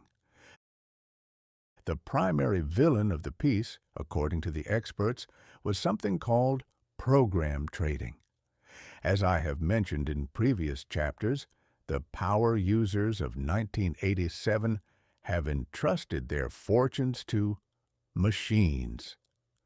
They have written algorithms, a fancy word for a set of instructions given to a computer that lacks the common sense to ignore them. These programs were designed to sell stocks automatically if the price dropped to a certain level. It was supposed to be a safety feature, much like the relief valve on a steam boiler. The idea was that the machine would sell your shares before you lost too much money, thereby protecting your portfolio.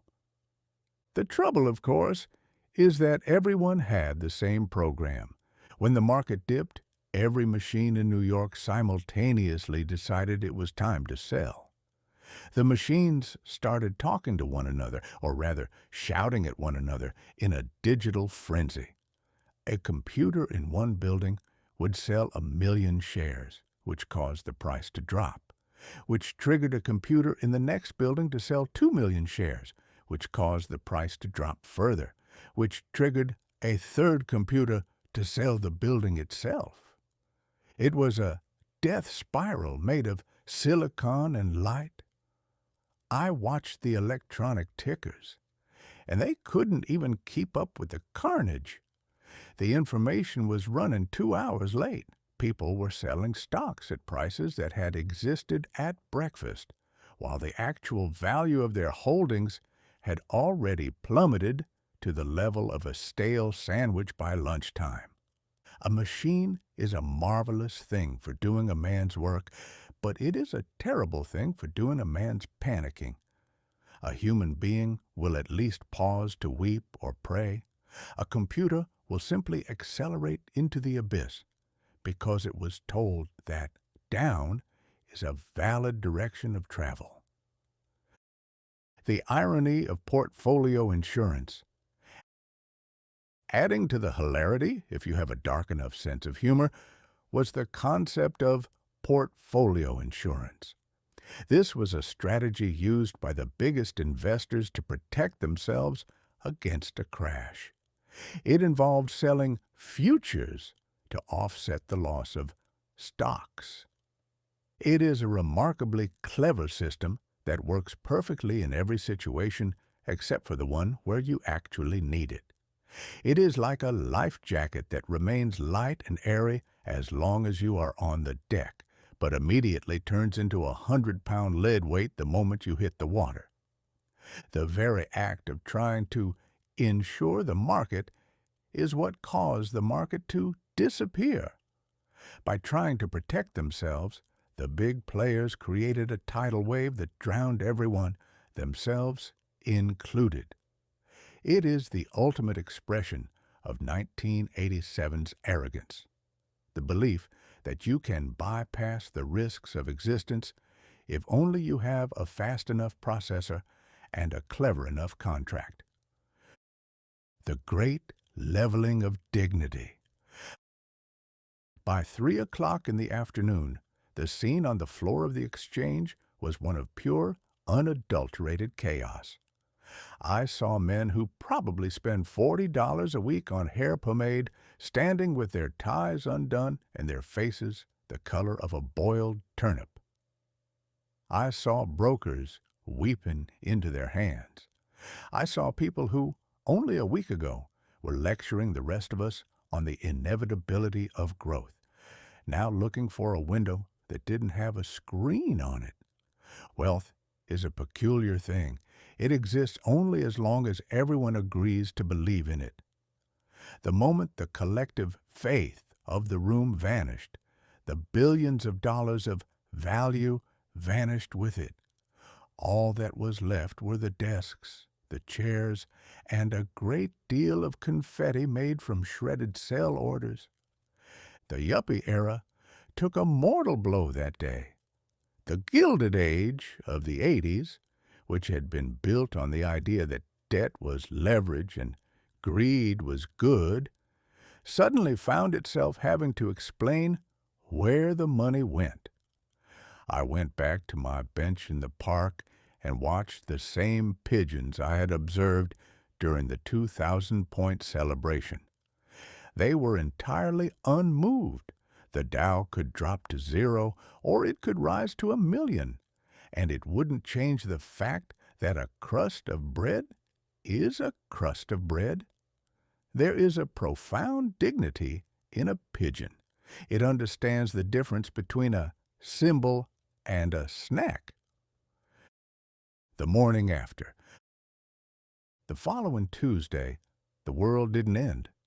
The sun came up, though it seemed a bit embarrassed to be seen over Wall Street. The government stepped in, the big banks held a meeting, and everyone promised to be a good boy from now on, or at least until the next new plateau presented itself. But the Black Monday plunge left a permanent mark. It reminded the human race that for all our VGA monitors, our 3.5-inch floppies, and our global satellites, we are still the same panicky monkeys we were in the 19th century. We have just traded our horse-drawn carriages for high-speed fiber optics so that we can arrive at our ruin more efficiently. The 1987 market crash was a user manual for humility. It taught us that automated efficiency is just another way of saying nobody is at the wheel. It showed us that portfolio insurance is a fairy tale we tell ourselves so we can sleep at night. And most importantly, it proved that the only thing faster than the speed of light is the speed at which a billionaire can become a pauper when the program decides it's had enough. I reckon I'll keep my savings in a more reliable standard for a while. Perhaps I'll invest in something tangible, like good cigars or a sturdy umbrella. They may not have vibrant colors, and they certainly won't trigger a global panic if I drop them, but at least I know which way is up. 1987 started with a cheer and ended with a gasp. It was a year that thought it had outsmarted history, only to find that history has a very long memory and a very sharp axe. We are heading into the holidays now, and people are trying to be harmonic again. But I notice that when they hum this time, they're checking their watches and looking nervously at the nearest computer screen. The fog has lifted, the snag has been hit, and the riverboat is taking on water. But don't worry, I hear the band is playing a very vibrant tune in 256 colors. We might as well enjoy the music while we bail. Chapter 10. The Great Storm's Humility. Or, why a weather map is merely a colorful way to be wrong in public. If 1987 has proven anything thus far, it is that the human race is possessed of a touching, almost pathetic faith in the expert. We have experts to tell us which stocks to buy, right before they turn into dust. Experts to tell us how to vibrate at a mountain, right before we realize we've just got a leg cramp. And experts to tell us what the sky is going to do. In October, specifically on the 15th day, the British people, a race of humans who have elevated the discussion of the weather to a form of national liturgy, encountered the ultimate expert-induced catastrophe. It was the night of the Great Storm, an event that reminded everyone that while we may have supercomputers capable of calculating the trajectory of a flea's leap, a brisk wind can still knock the top hat off a civilization and send it rolling into the English Channel.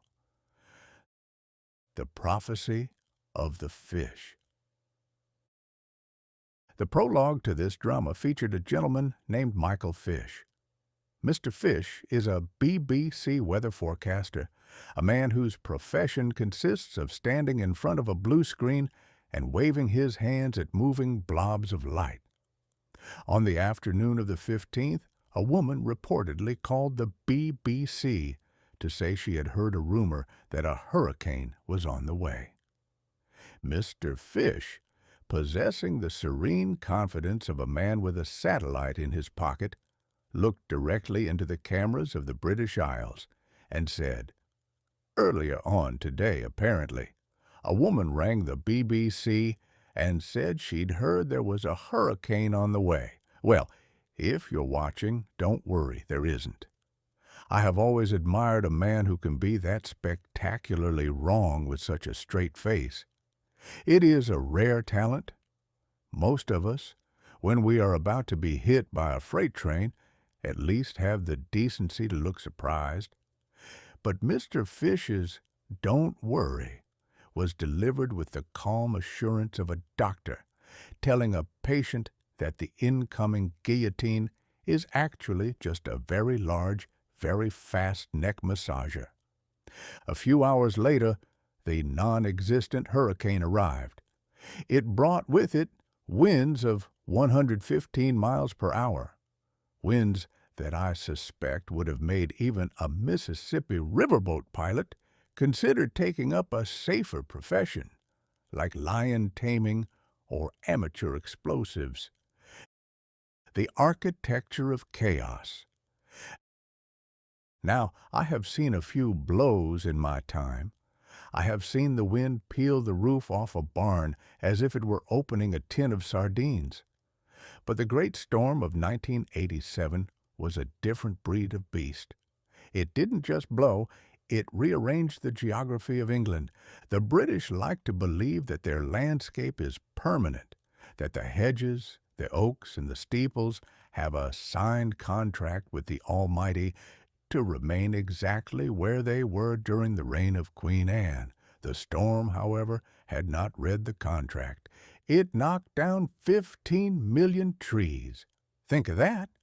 15 million. If you lined up 15 million trees, you'd have enough timber to build a bridge to the moon, or at least to provide the world's lawyers with enough paper to sue one another for the next millennium. In a place called Sevenoaks, the storm was particularly pointed in its irony. It knocked down 6 of the 7 famous oak trees that gave the town its name. For several months afterward, the town was technically one oak, which I imagine made the local stationery and the town's pride feel a bit lonely and undersized. It is a classic human comedy. We name our landmarks after things that can be removed by a stiff breeze, and then we act shocked when the map no longer matches the dirt. The fragility of the grid. In my day, if the wind blew hard, you lit a candle and waited for it to stop. If a tree fell across the road, you got an axe and spent the afternoon making friends with your neighbors while you cleared it. It was a local manageable inconvenience. But in 1987, the efficiency we have been so busy building turned out to be our greatest weakness. England had become the grid. Everything was connected by thin copper wires, power, telephones, the vibrant VGA signals I have discussed. When the trees fell, they didn't just fall on the grass, they fell on the wires. Suddenly, millions of people were plunged into a darkness that was remarkably familiar to me, though it seemed to terrify them. Without their electric kettles, their televisions, and their glowing screens, the British people were forced to do something truly harrowing. They had to talk to one another. I watched the reports, or what reports could be made, of families sitting by candlelight, huddled around battery-operated radios, listening for news of the outside world. They looked like pioneers in an electronic wilderness. It was a magnificent leveling of the playing field. For a few hours, a billionaire in a London penthouse and a cobbler in a country cottage were exactly the same. Both were cold, both were in the dark, and both were wondering if Mr. Fish was currently seeking a new line of work. The stoicism of the tea drinker. There is, however, something admirable about the British character when the roof flies off. A Frenchman would have written a poem about the tragedy. An American would have immediately filed a lawsuit against the wind. But the Briton simply puts on a sweater, goes into the kitchen, and discovers that even if the world is ending, the gas stove still works well enough to boil a kettle. I have found that the stiff upper lip is a very effective piece of equipment in a hurricane. It prevents one from inhaling too much debris while also providing a convenient shelf for a cup of tea. Throughout the morning of the 16th, people emerged from their homes to find their gardens in the next county and their cars crushed under the weight of ancient elms. They surveyed the carnage, nodded to their neighbors, and said something along the lines of, "Nasty bit of weather, isn't it?" It is the ultimate expression of human defiance. To call a storm that killed 18 people and caused billions in damage a nasty bit of weather is to tell the universe that while it may be able to knock down our trees, it cannot possibly hope to ruin our afternoon. The moral of the gust. The great storm of 1987 was nature's way of balancing the books. We had spent the year obsessed with the artificial. We had the program trading that crashed the market, the harmonic convergence that tried to hum the planet into submission, and the digital call that turned human speech into ones and zeros. We were convinced that we had finally built a world that was independent of the elements, a world of silicon, spandex, and satellites. And then nature reached out and gave the island a little shake. It proved that a predictive algorithm is no match for a low-pressure system with a grudge. It showed that information is not the same as reality. You can have all the information in the world. You can have the most expensive weather maps ever devised. But if the wind wants your chimney, the wind is going to take your chimney. Modern man believes he has conquered nature because he can watch it on a screen in 256 colors. He forgets that the screen requires a wire, and the wire is held up by a pole, and the pole is rooted in a world that occasionally likes to remind us who is actually the landlord. By the time the sun came up and the winds died down, 1987 had been humbled. The stock market would soon follow with its own Black Monday plunge, as if the atmosphere and the economy had made a pact to see who could drop the fastest. As for Mr. Michael Fish, he became a national legend, the patron saint of the wrong expert. He proved that in the age of high technology, the most dangerous thing a man can do is tell a woman not to worry. I reckon I'll keep an eye on the clouds myself from now on. I don't have a satellite, and I don't have a VGA map, but I do have a hat. And if I see the hat start to move on its own, I don't need an expert to tell me it's time to head for the cellar. The great storm was a noisy, expensive, and thoroughly unautomated reminder that we are all just guests on a planet that hasn't quite finished its own renovations. We should probably keep our suitcases packed and our tea kettles full. You never know when the next "don't worry" is going to be the last thing you hear before the roof goes to visit the neighbors. Chapter 11.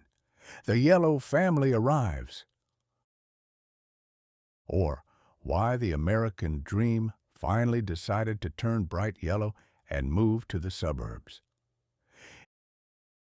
In the spring of 1987, specifically on the 19th of April, the American television set, which had spent the last several decades trying to convince us that every family was as wholesome as a fresh scrubbed potato and as harmonious as a barbershop quartet, finally suffered a nervous breakdown. This collapse occurred during something called The Tracy Ullman Show, a variety program featuring a talented English lady who seemed to possess more characters than a Chinese alphabet. Between the skits and the songs, there appeared a series of short bumpers, brief, jagged little cartoons about a family known as The Simpsons. I have seen many attempts to capture the American spirit. I have seen it in the grand prose of historians, the desperate speeches of politicians, and the tall tales of the frontier.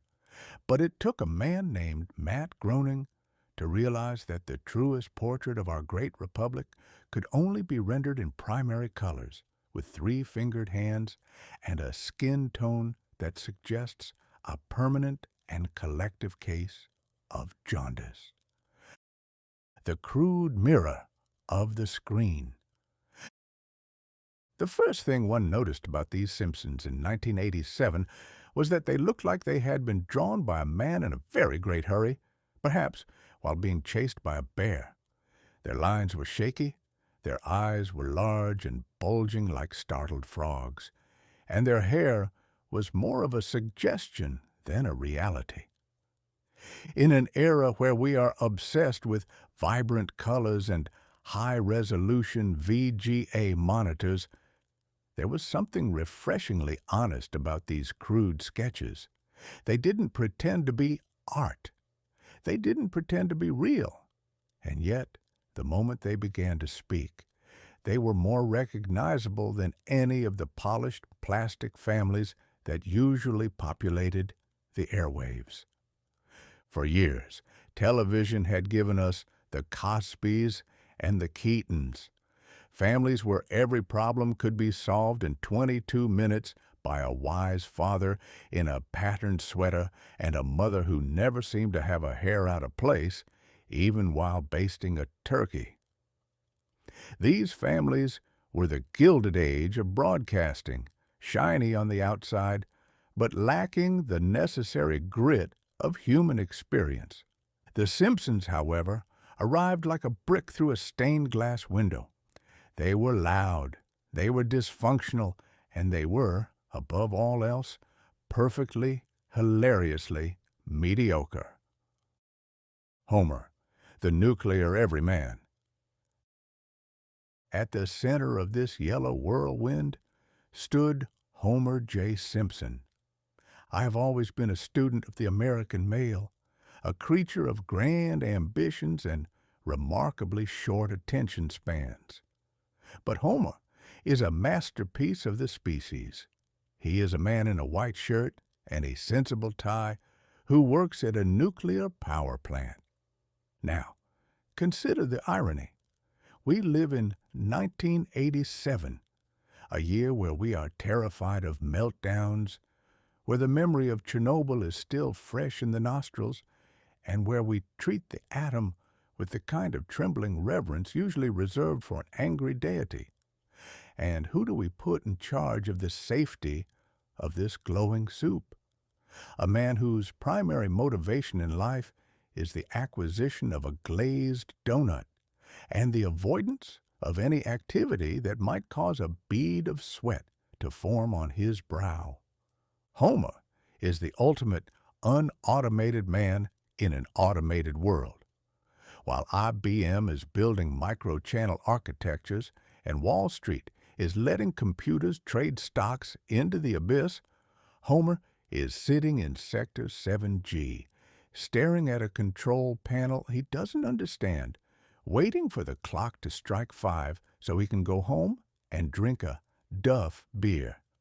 He is the American dream reduced to its most basic elements: a steady job you hate, a house you can't afford, and a family that keeps you from ever having a moment of peace. And yet, there is a certain nobility in his incompetence. He is a man who fails at everything he touches, yet he survives. He is the cockroach of the suburbs, indestructible, unevolvable, and perpetually hungry. The rebel with a slingshot. Then there is the boy Bart.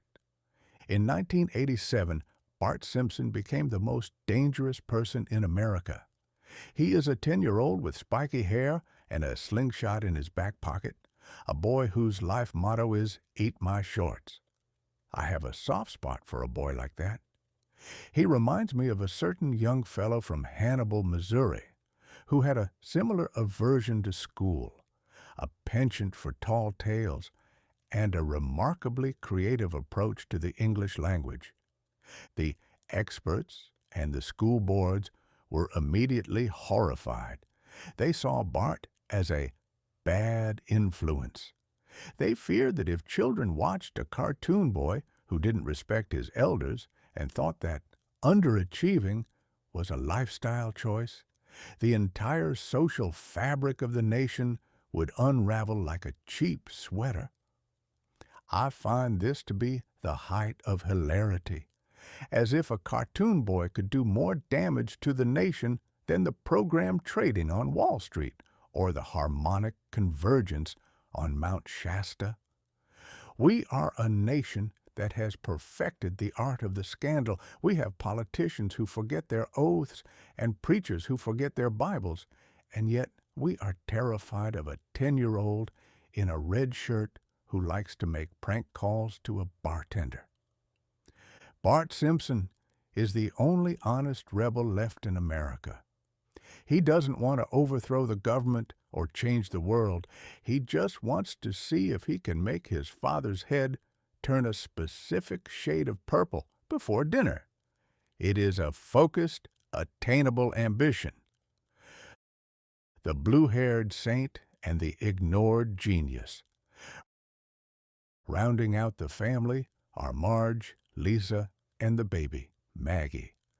Marge is a woman with a tower of blue hair that defies the laws of physics and quite possibly the zoning ordinances of the town of Springfield. She is the glue of the family, the long-suffering saint who spends her days trying to prevent her husband from accidentally blowing up the county and her son from being expelled from the human race. She is the unsung hero of the suburbs, the woman who realizes that happiness is mostly a matter of keeping the floor clean and the bail money handy. Lisa, the 8-year-old daughter, is the ignored genius. She plays the saxophone and reads books that have no pictures. In any other family, she would be a prodigy. In the Simpson household, she is merely a source of confusion. Her father looks at her as if she were a complicated piece of machinery that arrived without a manual. She represents the information age. She has all the data, all the ethics, and all the answers, and absolutely no one is listening to her. And finally, there is Maggie, the baby who never speaks and is never without her pacifier. She is the observer, the one who sees the madness and chooses to remain silent, content to simply suck on a piece of plastic and wait for the world to finish its tantrum. The cartoon mirror. Why did these yellow people capture the heart of 1987? I suspect it is because we are tired of being lied to. We are tired of the vibrant colors that hide a gray reality. We are tired of the efficiency that doesn't work and the experts who are always wrong. The Simpsons offered us a cartoon mirror. When we look at Homer, we see the part of ourselves that just wants to sit on the sofa and eat something covered in sugar. When we look at Bart, we see the part of ourselves that wants to tell the boss exactly what he can do with his quarterly report. When we look at the town of Springfield, we see our own towns filled with greedy mayors, incompetent doctors, and neighbors who are just as weird as we are. In 1987, the American dream was supposed to be about the yuppie, the man with the Ferrari F40 and the VGA monitor. But The Simpsons reminded us that the American reality is a man in a white shirt who works at a nuclear plant, loves his family despite himself, and is perpetually one paycheck away from disaster. It is a comedy of the mundane. It is a celebration of the fact that life is a mess, and that the best way to deal with it is to laugh until your three-fingered hands shake. As the Tracy Ullman shorts ended, and the family prepared for their own half-hour show, I realized that these yellow ghosts were going to be with us for a long time. They don't age, they don't change. They are the permanent record of our folly. I reckon I'll stick with them. They may be yellow, they may be crude, and they may be underachievers, but at least they aren't trying to sell me portfolio insurance or tell me that the harmonic convergence is going to fix my plumbing. They just want to show me a man who can't figure out how to operate a toaster. And in 1987, that is the most vibrant realism I have encountered all year. The future is bright yellow, my friends, and it tastes remarkably like a jelly donut. Chapter 12. The INF Treaty Inc. Or, why deciding not to blow up the neighborhood is considered the height of statesmanship. In the chilly month of December 1987, the two most powerful men on the planet, gentlemen who, between them, possessed enough explosive potential to rearrange the solar system and leave the moon feeling remarkably lonely, met in Washington, D.C. Their purpose was to sign a piece of paper known as the Intermediate Range Nuclear Forces Treaty, or the INF Treaty. I have always found it a curious thing that the human race requires a formal legal document to agree that we shouldn't incinerate one another before breakfast. In any other walk of life, not murdering your neighbor is considered the bare minimum of social etiquette. In the world of high-stakes diplomacy, however, it is hailed as a miraculous breakthrough of the human spirit. To my mind, the Cold War has always been a grand, expensive comedy of errors. For 40 years, the United States and the Soviet Union have behaved like two small boys standing in a room waist-deep in gasoline, one with 3 matches and the other with 5, each arguing that the one with 5 matches is the greater threat to the structural integrity of the house. In 1987, they finally realized that the smell of fumes was getting a bit thick, and perhaps it was time to put a few of the matches back in the box. The two salesmen, Dutch and Gorby. The protagonists of this December drama were a pair of performers who would have put the best troops on the Mississippi to shame. On the American side, we had Mr. Ronald Reagan, or Dutch, to his friends.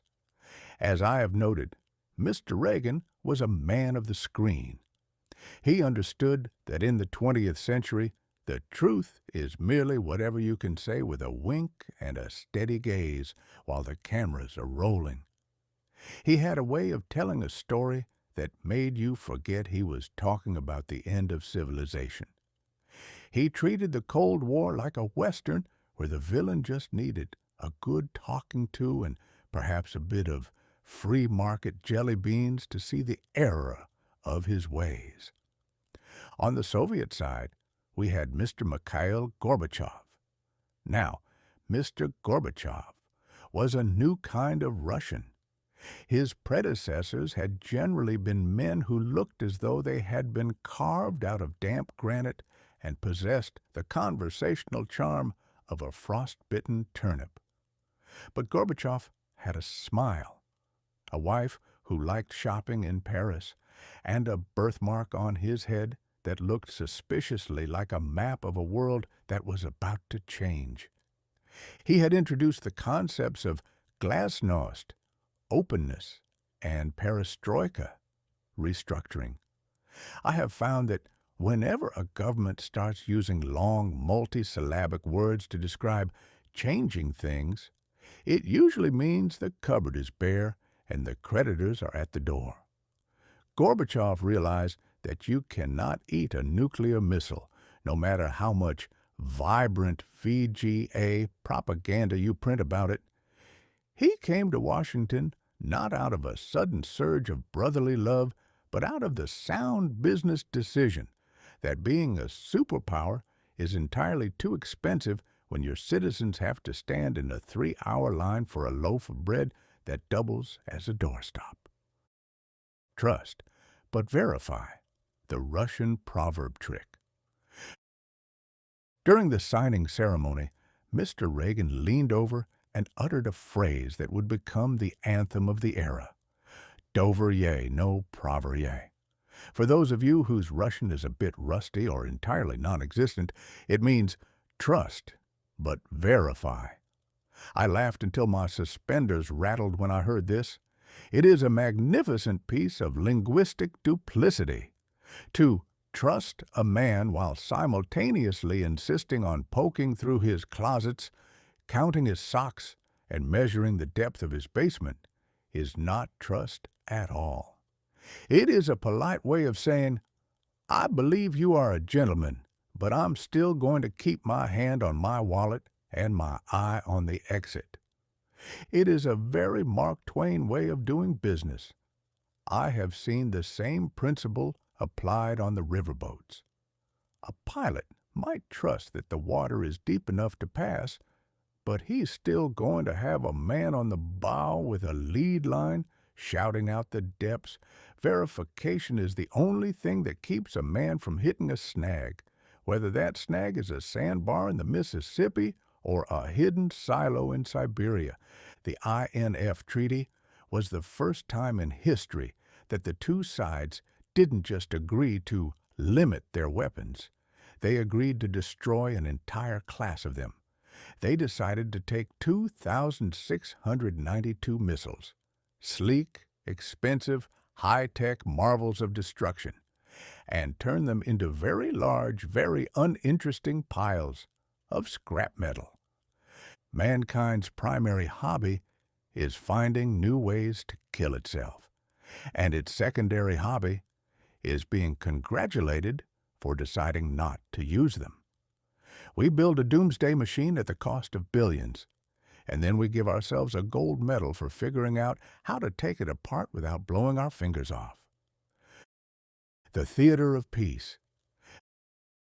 The atmosphere in Washington that week was one of peace fever.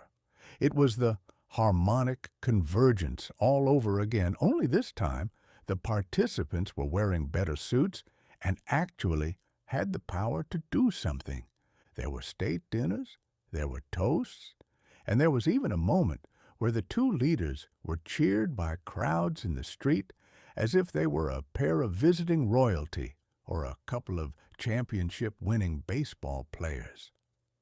People wanted to believe that the nuclear umbrella, which had been leaking radioactive rain for decades, was finally being folded up and put in the hall closet.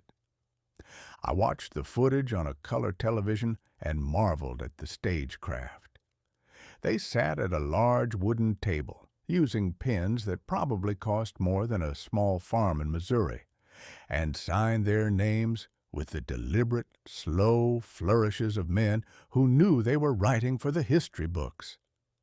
But beneath the pageantry, there was the Star Wars elephant in the room, the Strategic Defense Initiative, SDI. Mr. Reagan wanted a shield in space that could shoot down missiles with lasers. It was a grand next-generation idea that sounded like something out of the Captain Picard adventures I discussed earlier. Mr. Gorbachev hated it. He thought it was a new frontier for the arms race. In the end, they decided to ignore the lasers and focus on the missiles they already had on the ground. It was a victory for the analog world. They couldn't agree on the future of space, so they settled for making the present a little less terrifying.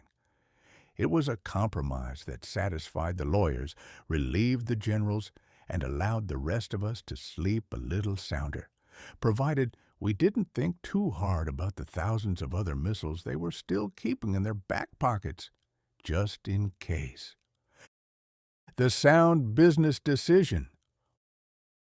Why did it happen in 1987? I suspect it was because the Gilded Age of the arms race had finally run out of gold. 1987 was a year of financial reckoning. As I noted, the stock market had taken a header in October, and even the most ardent war hawks were beginning to realize that you cannot run a global empire on a credit card that has been declined by the universe. The INF Treaty was the ultimate corporate merger of the 20th century. Two competing firms, both on the verge of bankruptcy, decided to stop trying to put each other out of business and instead agree on a set of safety standards that would allow them both to survive. It wasn't about morality, it was about accounting. There is a profound lesson in this for the human race. We are told that peace is a spiritual goal, a harmonic ideal to be reached through prayer and meditation. But in 1987, peace was reached through a spreadsheet. When the cost of the matches became higher than the value of the gasoline, the boys in the room finally decided to stop striking them. The ink and the legacy. As the ink dried on the treaty, the world breathed a collective sigh of relief. The doomsday clock, that imaginary timepiece that the scientists use to tell us how close we are to being turned into toast, was actually moved backward. I find that to be a marvelous concept. Imagine if you could move the clock backward on all your mistakes. If I could move the clock back on a bad investment or a poorly chosen word, I'd be the youngest man in America. But for the world of 1987, moving the clock back meant that the future was no longer a foregone conclusion of fire and brimstone. The INF Treaty was a standard, a blue standard for the soul. It proved that even the most stubborn, ideologically blinded men can reach a deal if the alternative is a 256-color explosion that lasts for 1,000,000 years. As the two leaders parted, Mr. Reagan gave his trademark smile and Mr. Gorbachev waved his map head at the crowds. I felt a rare spark of optimism. Perhaps we are not as doomed as I usually like to think. Perhaps we are merely a slow-learning species that requires the threat of total annihilation before we can agree on the basic principles of not blowing each other up. It's a start. It's not a holodeck paradise, and it's certainly not the end of our troubles. But in 1987, a little less gunpowder in the cellar is a deal that even a cynical old pilot like me can get behind. I'll keep my verification tools handy, of course. I'll keep the lead line in the water and the eye on the bank. But for tonight, the river looks a little clearer, the snags are a little more visible, and the boys in the gasoline room have at least agreed to stop playing with the matches for a while. And that, my friends, is as vibrant a piece of news as anything you'll find on a VGA monitor. Chapter 13. The Pearl of Great Price. Or, why making the easy things easy only ensures the hard things become entirely unavoidable. In the dying embers of December 1987, a month already congested with the signing of nuclear treaties and the collective sigh of a world realizing it might not be incinerated by Tuesday, a man named Larry Wall released a piece of software called Pearl.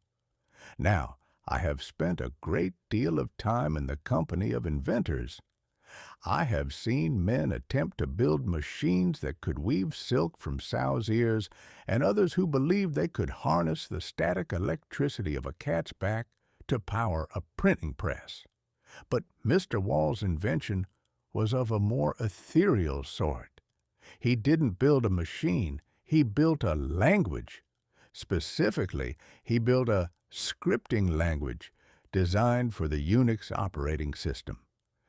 To the average citizen, the word Unix sounds like a rare and possibly contagious skin condition. But in the realm of the power users, it is the great, dark, subterranean engine that keeps the modern world turning. Pearl was intended to be the glue that held the engine together. I have always had a high regard for glue.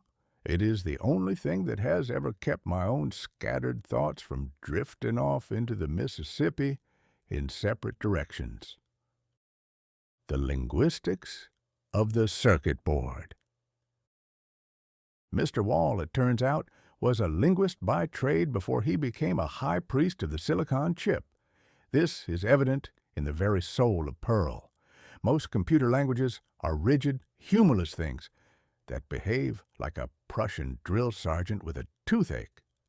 If you forget a semicolon or misplace a bracket, the machine doesn't just politely correct you, it goes on strike, refuses to speak to you, and treats your request as a personal insult to its digital ancestors. But Perl was designed to be practical. Its motto, the great rallying cry of the digital frontier, is "There's more than one way to do it." TMTOWTDI. I fell in love with this concept immediately. It is the most thoroughly American idea I have ever encountered in a machine. Most European inventions are built on the principle that there is one right way to do a thing, and if you aren't doing it that way, you are a barbarian. But the American spirit, the spirit of the riverboat pilot and the gold miner, knows that if the front door is locked, you try the back window, and if the window is stuck, you get a crowbar, and if the crowbar breaks, you simply redefine the house as a place you didn't want to enter anyway. Perl allows a man to be messy. It allows him to use regular expressions, which are a series of symbols, dots, stars, and slashes that look like a cat has walked across a typewriter while in the throes of a grand mal seizure. To the uninitiated, a line of Perl code looks like a secret message from a Martian spy. But to a programmer, it is a poem of terrifying efficiency. The easy lie. Mr. Wall famously stated that Perl was designed to make the easy things easy and the hard things possible. I have been trying to do the same thing with the English language for 50 years, and I can tell you that it is a labor of Sisyphus. There is no such thing as an easy thing in communication. If I want to tell a man to sit down, it seems simple enough. But depending on the tone of my voice, the tilt of my hat, and whether or not I am holding a shotgun, those two words can mean anything from a polite invitation to a declaration of war. In the world of 1987, the easy things usually involve moving a file from one folder to another, or searching for a specific name in a list of 10,000.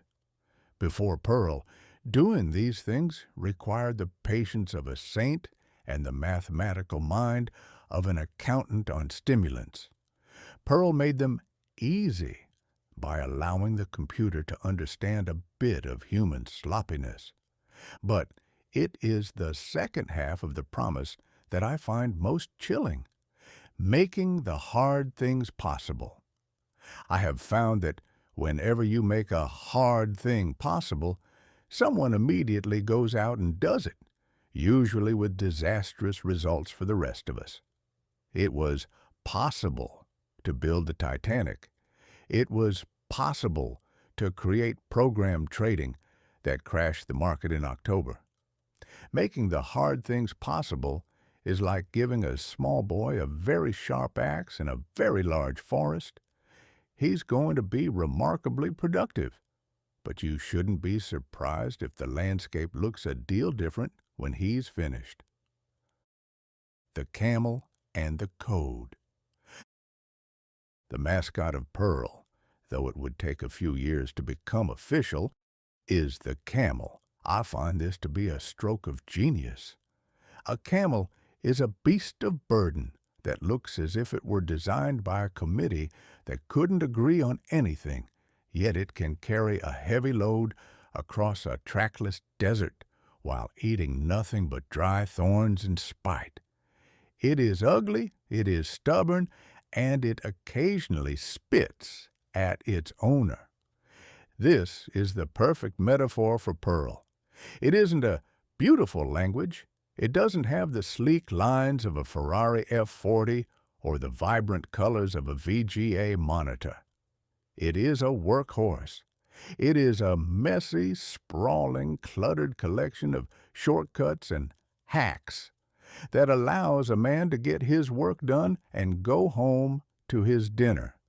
In 1987, while everyone else is trying to make computers user-friendly and pretty, Larry Wall realized that the people who actually run the world, the grease monkeys of the information age, just wanted a tool that worked. They didn't want a lecture on structured programming. They wanted a way to fix the plumbing without having to reinvent the pipe. The three virtues of a programmer.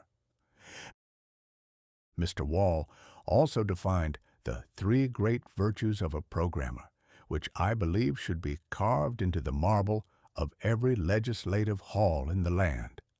Laziness, the quality that makes you go to a great deal of effort to reduce overall energy expenditure. A man will spend 3 days writing a script to save himself 5 minutes of work every morning. I understand this perfectly. I once spent a week building a self-pasting scrapbook just so I wouldn't have to lick the back of a stamp. Impatience, the anger you feel when the computer is being lazy. This leads to the creation of programs that don't just solve a problem, but anticipate it. Hubris, excessive pride, the quality that makes you write a program that no one else can understand, simply because you can. These aren't just the virtues of a coder, they are the virtues of the 1987 American. We are a lazy, impatient, and prideful people, and we have finally found a machine that matches our temperament. The legacy of the glue. As 1987 draws to a close, Perl is just a small file being shared among a few thousand people on the early networks. It doesn't have a marketing department. It doesn't have a user manual written by a team of psychologists. It just has a man who wanted to make his own life a bit easier. But I can see where this is going. We are building a world made of information. But the information is all in different languages, stored in different boxes, and guarded by different machines. We are building a digital Tower of Babel. Perl is the pearl of great price because it provides the translation. It is the duct tape of the digital age. It allows the IBM PS2 to talk to the Unix server. It allows the stock market ticker to talk to the database. It allows the next generation of computers to understand the old generation of data. A language is only as good as the secrets it can keep and the lies it can tell. Perl is the first language that admits that the world is a messy place, and that the only way to get through it is to be a bit messy ourselves. I reckon I'll try to learn a bit of it. I've been trying to script my own life for years, usually with a pen and a bottle of ink, but the output has been remarkably inconsistent. If Mr. Wall's language can really make the easy things easy, perhaps I can finally figure out how to organize my socks or keep track of my royalties. But I suspect the hard things will remain as impossible as ever.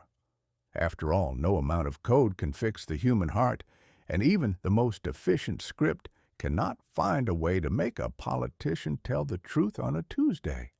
Still, for a world of silicon and ones and zeros, Perl is a welcome bit of humanity. It is a language that celebrates the lazy and the impatient, and in 1987, that is as honest a standard as we are likely to get. I'll stick with my English for now. It has its own regular expressions, mostly involving the word reckon, but I'll keep an eye on the camel. He's a slow-moving beast, but he's the only one who knows the way across the digital desert. Chapter 14, The Baby M Verdict, or why you can't apply the rules of a real estate closing to the inhabitants of a nursery. In the spring of 1987, while the financiers were busy trying to figure out how to value a company that produced nothing but debt, and the scientists were busy trying to figure out how to value a star that had been dead for 100,000 years, the American legal system was presented with its most harrowing task yet, assigning a price tag and a deed of trust to a human soul.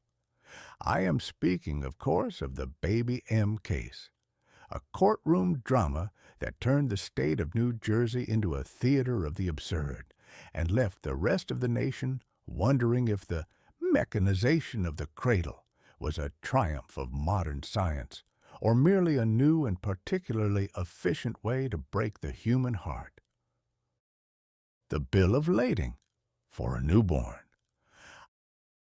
I have spent a considerable portion of my life dealing with contracts. I have signed contracts for books, contracts for lecture tours, and contracts for inventions that I was certain would make me the richest man in the world. The fact that I am currently a ghost should tell you how those turned out. A contract is a useful thing. It is a fence built of words, designed to keep people from wandering off with your property or forgetting their obligations. But in 1987, we saw the birth of the surrogacy contract. A gentleman named Mr. Stern, a biochemist, and his wife, a pediatrician, decided they wanted a child. However, due to medical concerns, they decided to hire a woman named Mrs. Mary Beth Whitehead to, as the lawyers put it with their usual poetic grace, render her services as a surrogate. The price for this service was set at $10,000. Now, I have seen $10,000 buy many things. It can buy a respectable house in a quiet town. It can buy 1,000 acres of timberland. It can buy enough whiskey to make a whole regiment of soldiers forget their own names. But $10,000 as the purchase price for the biological machinery of a mother and the ultimate ownership of a child? It strikes me as a figure that is simultaneously too high for a mere service and insultingly low for a human life. It is the kind of price that suggests we are no longer dealing with a family, but with a transaction. The mutiny of the heart. The trouble with contracts, as any riverboat pilot can tell you, is that they assume the river is going to stay within its banks. But nature has a way of ignoring the fine print. Mrs. Whitehead gave birth to a daughter, a little girl the world came to know as Baby M. According to the document she had signed, Mrs. Whitehead was supposed to hand the child over, take her $10,000, and vanish into the sunset like a satisfied plumber who had just finished fixing a leaky pipe. But motherhood, it turns out, is not an automated process. You cannot format a woman's heart like a 3.5-inch floppy disk. When the moment came to surrender the child, Mrs. Whitehead found that her biological programming was significantly more powerful than the legal prose of the Stearns lawyers. She fled. She took the baby and went on the run, leading the authorities on a chase that lasted for months. It was a next-generation tragedy. It was a battle between the law of the contract and the law of the blood. In 1987, we are very good at the former and increasingly suspicious of the latter. We believe that if we can just get enough signatures on a piece of paper, we can override 3 million years of maternal instinct. We think that efficiency can replace providence. The court of cold calculations. Eventually, the law caught up with Mrs. Whitehead, and the whole mess was hauled before a judge named Harvey Sorkow. I watched the reports of this trial with a mixture of fascination and horror. It was a master class in the scientific method applied to the nursery. The court brought in an army of experts, psychologists, sociologists, and professional observers of the human condition, who spent weeks testifying about who would be the better parents. They measured the Stearns' income. They measured Mrs. Whitehead's temperament. They analyzed the vibrancy of the respective households as if they were comparing two different brands of VGA monitors. The Stearns were portrayed as the rational choice, educated, wealthy, and possessed of a stable, standardized environment. Mrs. Whitehead was portrayed as unstable, largely because she had committed the unforgivable sin of wanting to keep the child she had carried. On March 31st, 1987, Judge Sorkow delivered his verdict. It was a document of chilling clarity. He upheld the contract. He treated the birth of baby M exactly as if it were the delivery of a customized piece of furniture. He ruled that a deal was a deal, and that the genetic material and the contractual obligations outweighed the claims of the woman who had actually done the work of bringing the child into the world. He even went so far as to perform a judicial adoption right there in the courtroom, stripping Mrs. Whitehead of her parental rights as if he were foreclosing on a farm. The law is a magnificent machine for ensuring that everyone gets exactly what they deserve, provided what they deserve can be measured in inches, ounces, or dollars. When you ask the law to measure a mother's love, it usually just breaks the scales and then blames the mother for being too heavy. The mechanization of the family. The Baby M verdict was a landmark of the Gilded Age of the 80s. It sent a clear message: everything is for sale, provided the contract is properly witnessed. We have entered an era where we believe that family is something that can be manufactured. We have the technology to split the atom. We have the Perl language to glue our data together. And now we have the legal framework to treat the womb as a rented apartment. There is a profound arrogance in this. We believe that because we can manage the process, we own the result.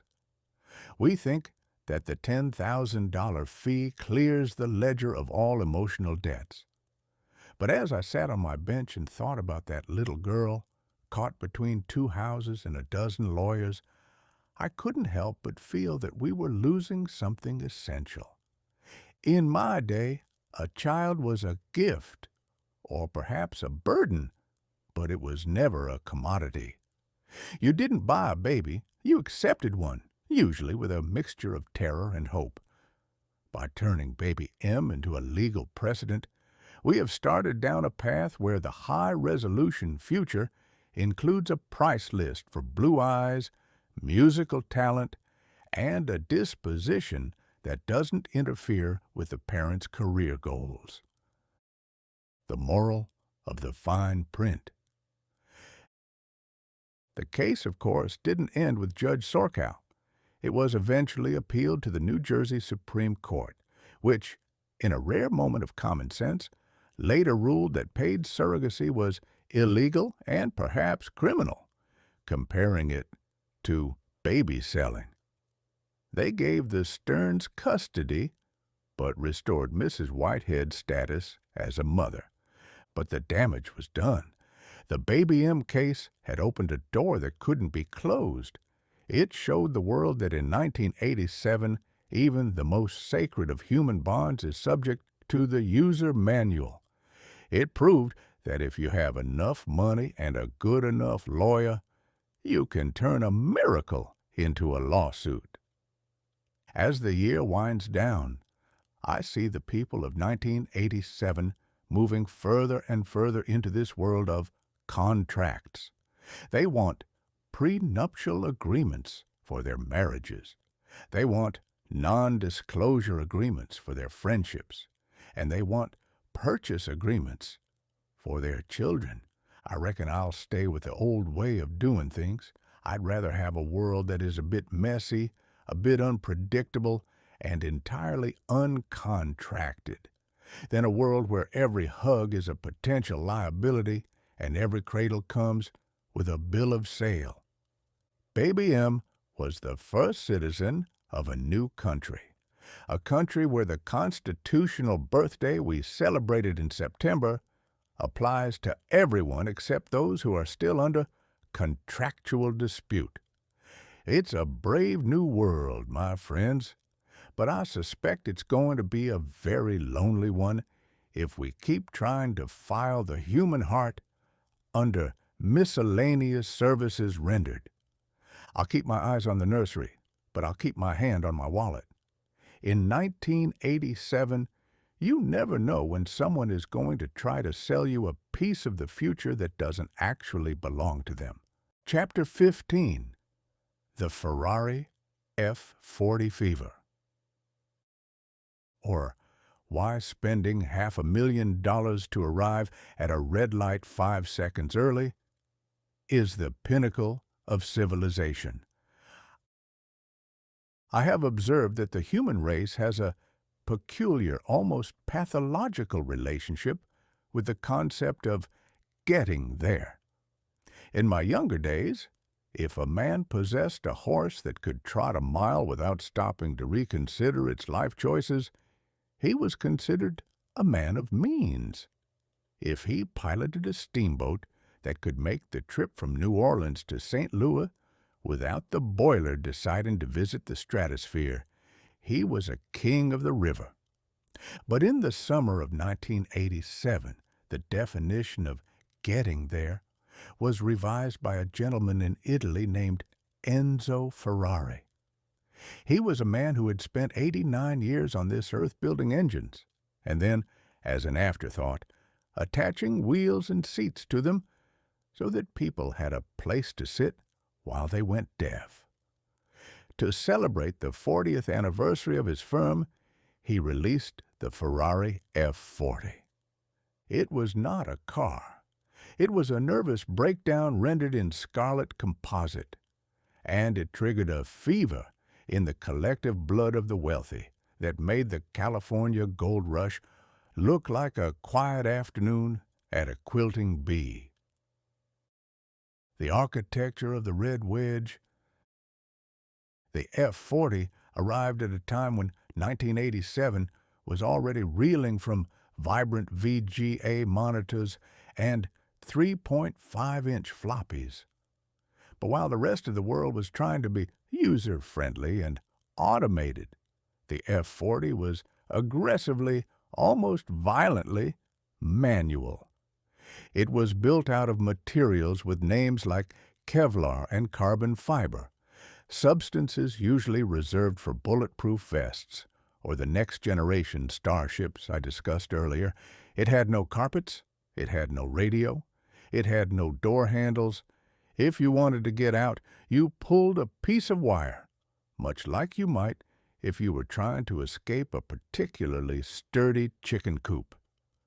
The windows were made of plastic and slid open with a screech that I suspect was designed to remind the driver that luxury is for people who aren't currently traveling at the speed of a startled comet. I asked a young man in a silk suit why anyone would pay $400,000 for a vehicle that lacked the basic amenities of a New York City hansom cab.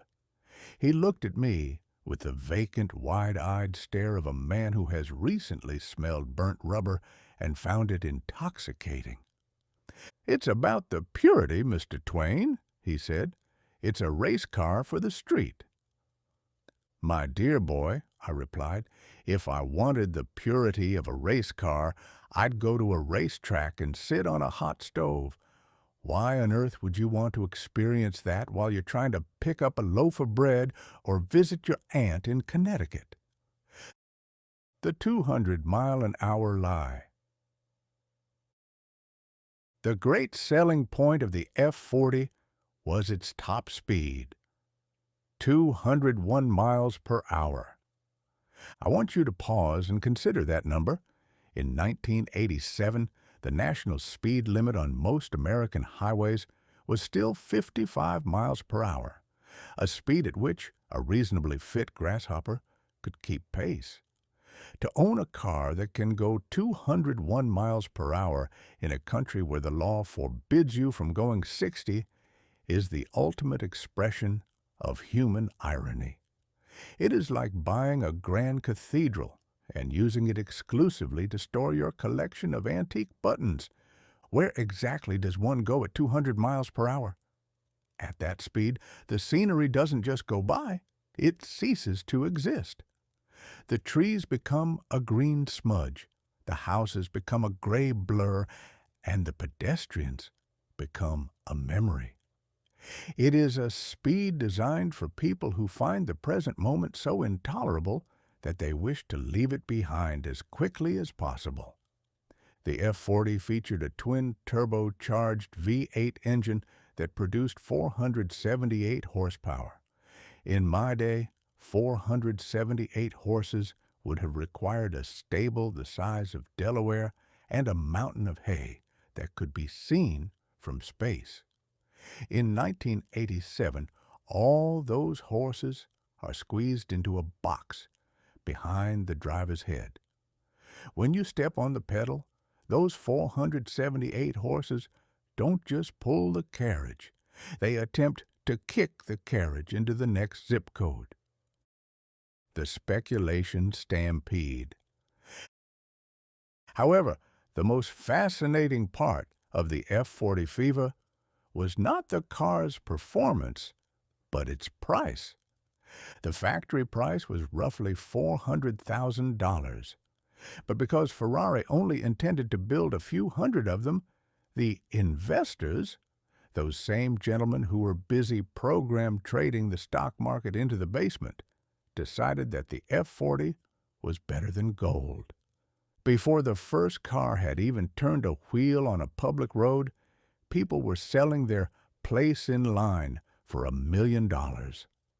Men were buying cars they would never drive, to put in garages they would never visit, in the hopes that someone even more foolish would buy it from them for even more money a month later. It was the Gilded Age all over again, but with better aerodynamics. It was a market built on fever, not freight. The F-40 became a blue-chip stock. With a spoiler, I find it a magnificent comedy.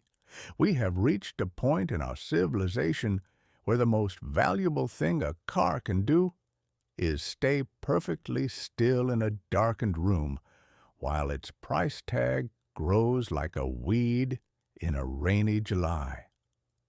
A supercar is a magnificent invention for the man who has everything except a sense of perspective. It allows him to boast of a speed he cannot use, a power he cannot control, and a profit he has not yet earned. The Commendatore's final bow.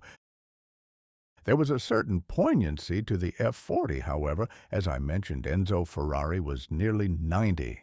He knew that the F-40 would be his last standard. He wanted to leave the world with a reminder of what a car should be before the lawyers and the safety experts and the automated engineers turned everything into a padded cell on wheels. I can respect that. I have a certain sympathy for an old man who wants to make one last loud scarlet noise before the silence sets in. Enzo didn't care about vibrant colors or 3.5-inch floppies. He cared about the roar of the engine and the smell of the oil. He was a man of the 19th century who had somehow hijacked the technology of the 20th to build a monument to the 13th. The F-40 was his tear down this wall speech. It was a demand for a world where a man was still in charge of the machine, even if the machine was trying its level best to kill him. The pilot's lament. I have piloted many things. I have held the wheel of a steamboat while the Mississippi tried to tear it out of my hands. I have ridden mules through the mountains of Nevada, and I have navigated the treacherous waters of New York society. In all those endeavors, the goal was the journey. You watched the river, you felt the wind, and you dealt with the snags. The F-40 fever of 1987 represents the death of the journey. It is the worship of the arrival.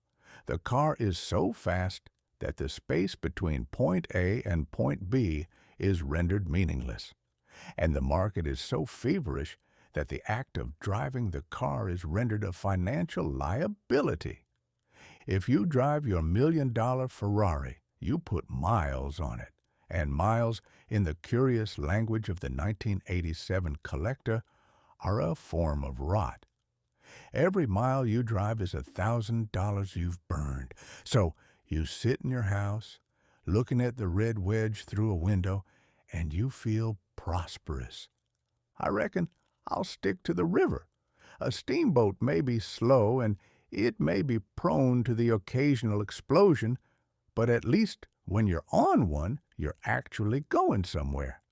And nobody ever bought a place in line for a steamboat just to keep it in a barn and wait for the price of timber to go up. 1987 is a year of super things, supernovas, superconductors, and supercars. It is a year that wants to be faster than the speed of light and richer than the logic of the ledger. The F-40 is the perfect mascot for this madness. A brilliant, beautiful, terrifying machine that spends most of its time doing absolutely nothing while people argue about how much it's worth. It is the ultimate vibrant distraction, and as I watch the red blur go by, or more likely, watch the red car sit in a climate-controlled vault, I can't help but think that Enzo Ferrari got the last laugh. He sold the world a dream of speed, and the world was so terrified of waking up that it decided to never turn the key. Chapter 16, The Sunflower's Ransom, or Why a Dead Painter is the Only Stock That Never Issues a Diluted Share. In March of 1987, the world of high culture, a phrase usually reserved for people who enjoy being bored in expensive seats, witnessed a transaction so staggering that it made the Black Monday crash look like a minor disagreement over a grocery bill. At Christie's auction house in London, a painting of some wilted yellow flowers by a fellow named Vincent van Gogh was sold for the sum of $39.9 million. I have seen many things held for ransom in my time.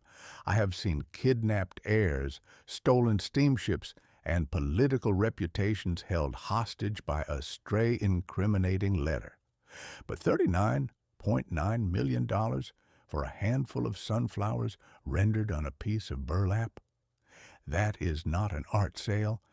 That is a ransom paid by the present to the ghost of a man who, during his actual life, couldn't have raised $40 if he'd offered to paint the entire city of Arles a vibrant shade of "I'm starving to death." The theater of the gavel. The auction itself was a masterclass in the kind of high-stakes theater that 1987 seems to produce in abundance. There is a specific kind of hush that falls over a room full of billionaires when they are about to spend an amount of money that could pave a small country in silver. It is a holy silence punctuated only by the discreet rustle of silk and the sharp, rhythmic tap of the auctioneer's gavel, a tool that, in 1987, has more power to create value than any factory or farm in the Midwest. The painting in question was one of Van Gogh's sunflowers. Now, I am a man who appreciates a good blossom. I have seen the wildflowers bloom along the banks of the Mississippi, until the whole world looked like it had been dipped in a bucket of liquid gold.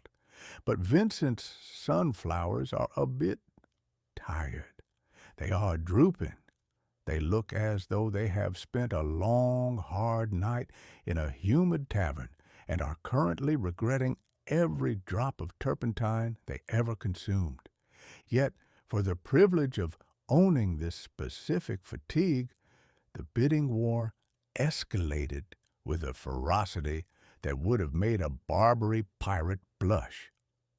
When the hammer finally fell, the prize went to the Yasuda Fire and Marine Insurance Company of Japan. I find this to be the most delicious irony of the entire affair. An insurance company, an institution dedicated to the cold, hard calculation of risk, fire, and disaster, decided that the safest place to put $40 million was in a fragile piece of cloth covered in century-old oil. Apparently, in 1987, the most secure asset in the world is a painting by a man who was famously, tragically, and spectacularly uninsured for his entire existence. The tragedy of the starving genius.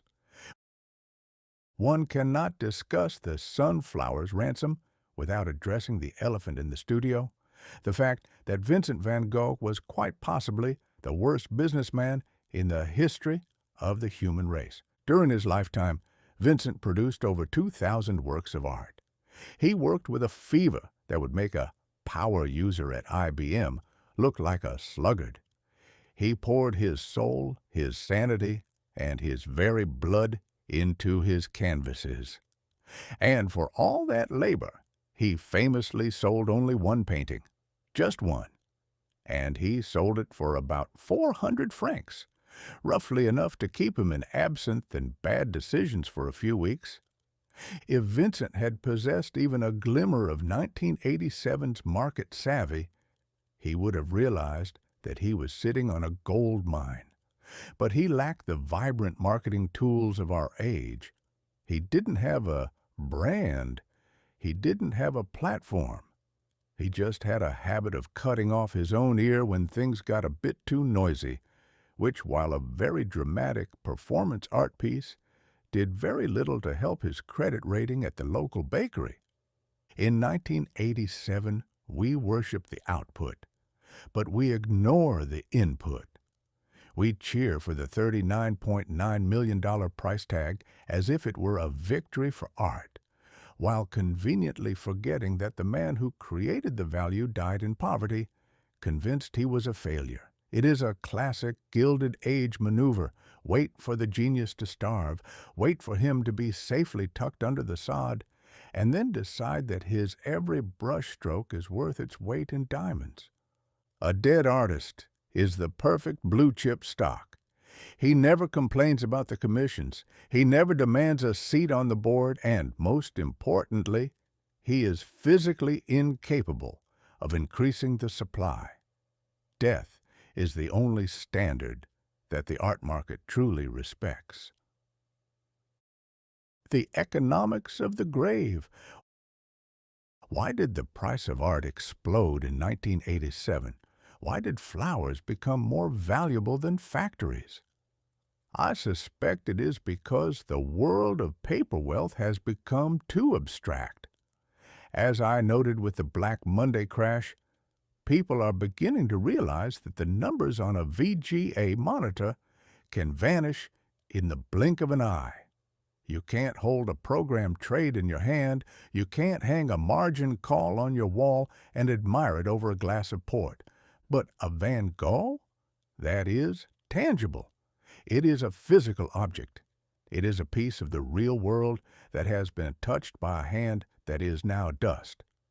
In an era of disposable memories and one-time use cameras, a painting that has survived 100 years becomes a sort of secular relic. The billionaires of 1987 aren't buying art. They are buying immunity from the present. They believe that by owning a piece of the past, they can protect themselves from the volatility of the future. They are insuring their souls against the inevitable rot of the digital age. They want something that doesn't require a power outlet, doesn't need a user manual, and won't become obsolete the moment IBM releases a new PS2. The insurance policy of the soul.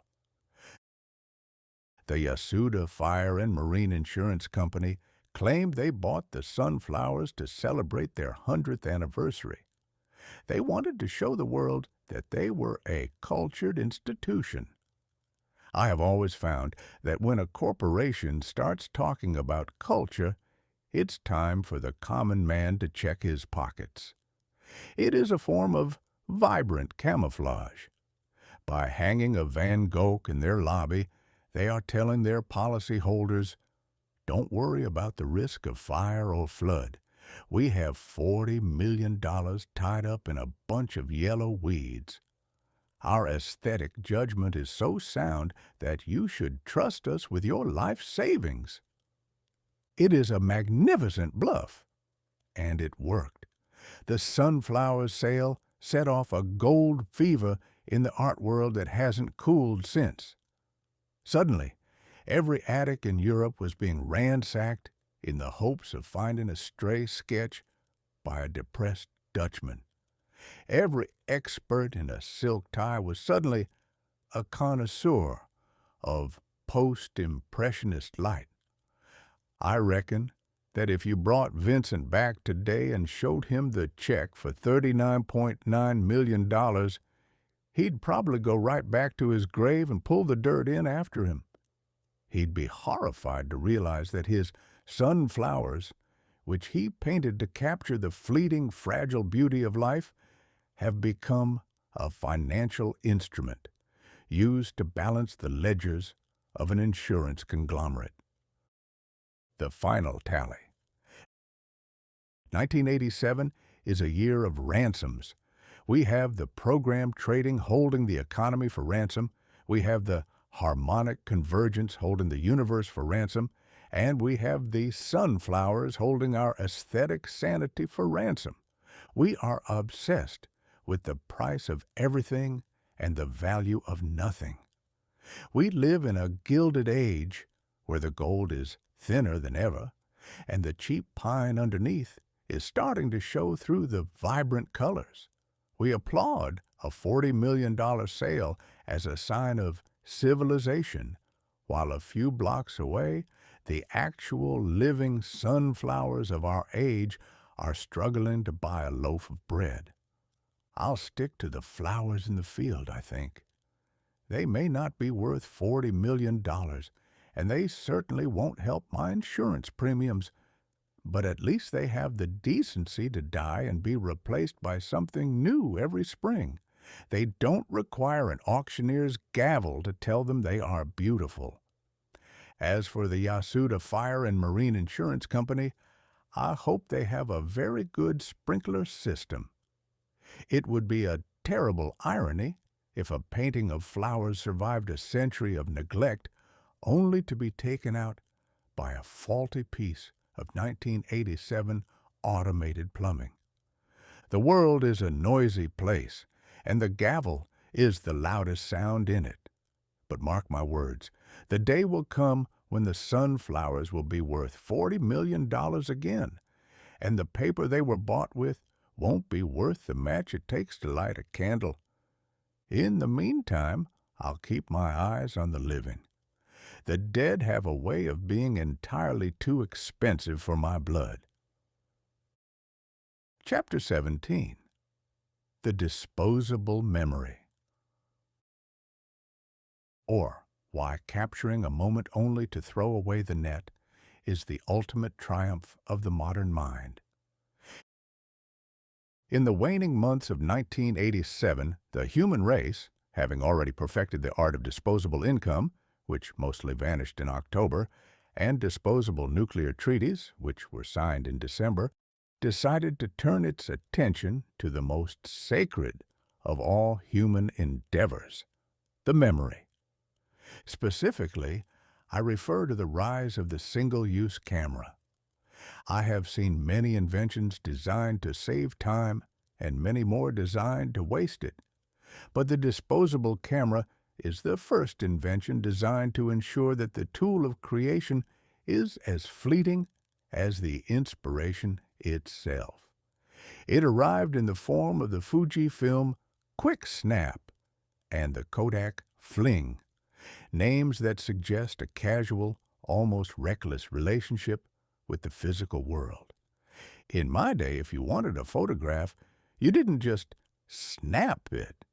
You prepared for it as if you were preparing for a duel or a minor surgery. You sat perfectly still for several minutes, staring into a brass lens with the grim determination of a man facing a firing squad, while a gentleman with a black cloth over his head wrestled with silver plates and volatile chemicals. The result was a daguerreotype, a heavy, silver-plated object that had the permanence of a tombstone and the dignity of a family Bible.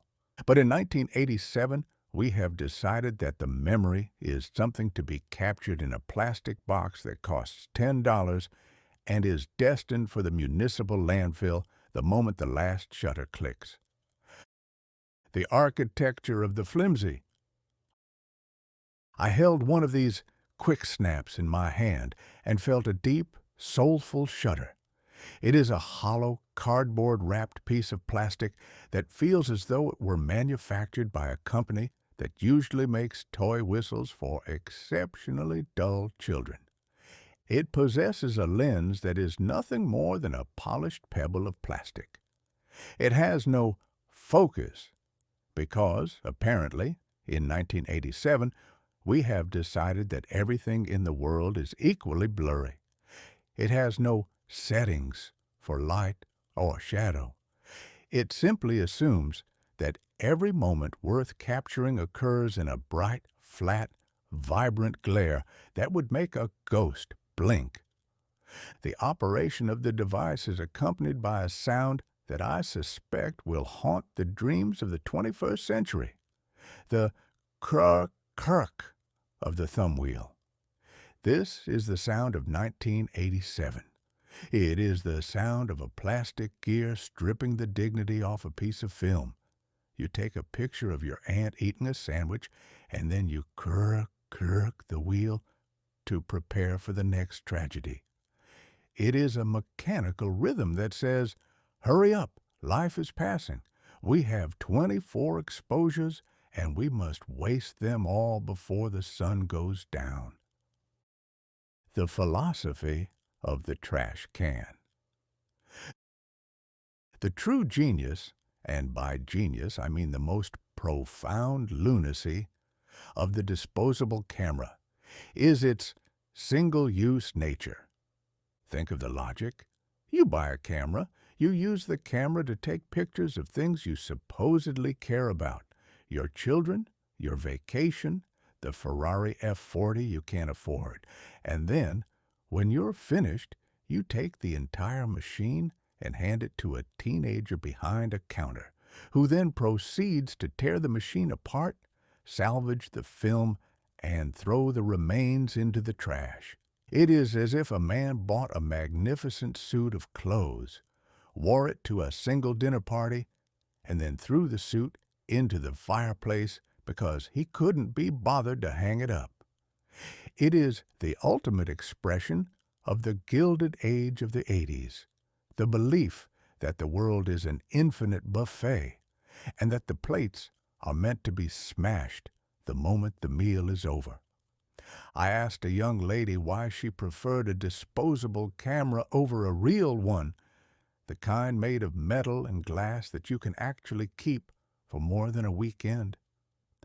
"It's just so easy, Mr. Twain," she said, her eyes glowing with the vacuous light of the automated era. "You don't have to worry about it. If you lose it or break it or drop it in the ocean, it doesn't matter. You just throw it away." "Ah," I replied, "I see. And do you apply the same principle to your friendships? Or perhaps your marriage? If they become a bit inconvenient or require a bit of focus, do you just toss them in the bin and buy a fresh one at the drugstore? She looked at me as if I were a piece of outdated software from the 1870s. But I stand by the question. When you train a population to believe that a camera is a disposable object, you are training them to believe that the act of looking is also disposable. In 1887, we took pictures to remember. In 1987, we take pictures so that we can forget. We click the shutter, we hear the plastic crack, and we move on, secure in the knowledge that we have captured the moment and can now safely ignore it. The vibrant mediocrity of the result. Because the lens is made of plastic and the film is often of a quality that would make a tintype artist weep, the resulting photographs have a very specific 1987 look. They are characterized by red eye, a phenomenon where everyone in the photo looks like a demon possessed by the spirit of a particularly angry strawberry. This is because the flash is located approximately 2 millimeters from the lens, ensuring that the light bounces directly off the back of the subject's retina and into the viewer's soul. The colors are vibrant, but in a way that suggests the world has been painted with neon highlighters. The grass is too green. The sky is a shade of blue that exists only in the dreams of a chemical engineer, and the skin tones of the subjects usually hover somewhere between jaundiced and deep-fried. And yet, the people love them. They pick up their envelopes of one-hour photo prints, another 1987 miracle that emphasizes speed over sanity, and they marvel at the jumbled mess. They don't care that the composition is terrible or that the focus is non-existent. They are simply happy that the memory has been processed and delivered before they've even had time to forget what they were doing. The disposable future. As I look at the soot-stained skyline of 1987, I see the single-use philosophy spreading like a digital virus. We have disposable lighters, disposable razors, disposable contact lenses, and now disposable cameras. We are building a civilization that is designed to be unrepairable. In my day, if something broke, you fixed it. You understood the inner workings of your tools. There was a dialogue between the man and his machine. But a 1987 machine has no inner workings. It only has a shell. When the shell is empty, the machine is dead. I fear that soon we will have disposable books. Books that you read once and then the ink vanishes or the pages turn to dust. We will have disposable ideas, political slogans that last for 24 hours and are then replaced by a fresh batch of nonsense. We will have a disposable history, a record of our existence that is so flimsy and so plastic that 100 years from now, our descendants will find nothing but a layer of colorful cardboard and a few trillion kirk thumb wheels in the dirt. The quick snap is the perfect mascot for the year. It captures the supernova, the 2,000-point Dow, and the Simpsons in 256 vibrant, blurry colors. It is a year that wants to see everything but keep nothing. I reckon I'll stick to my memory.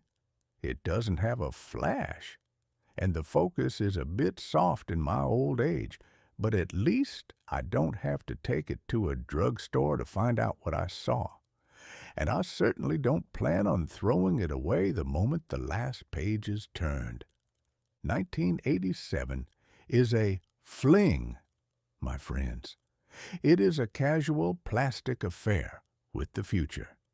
But, as any old pilot can tell you, the trouble with a fling is that, eventually, you have to deal with the kirk, kirk of the morning after. And usually, the pictures don't look half as good as you remembered. I'll keep my heavy silver daguerreotypes.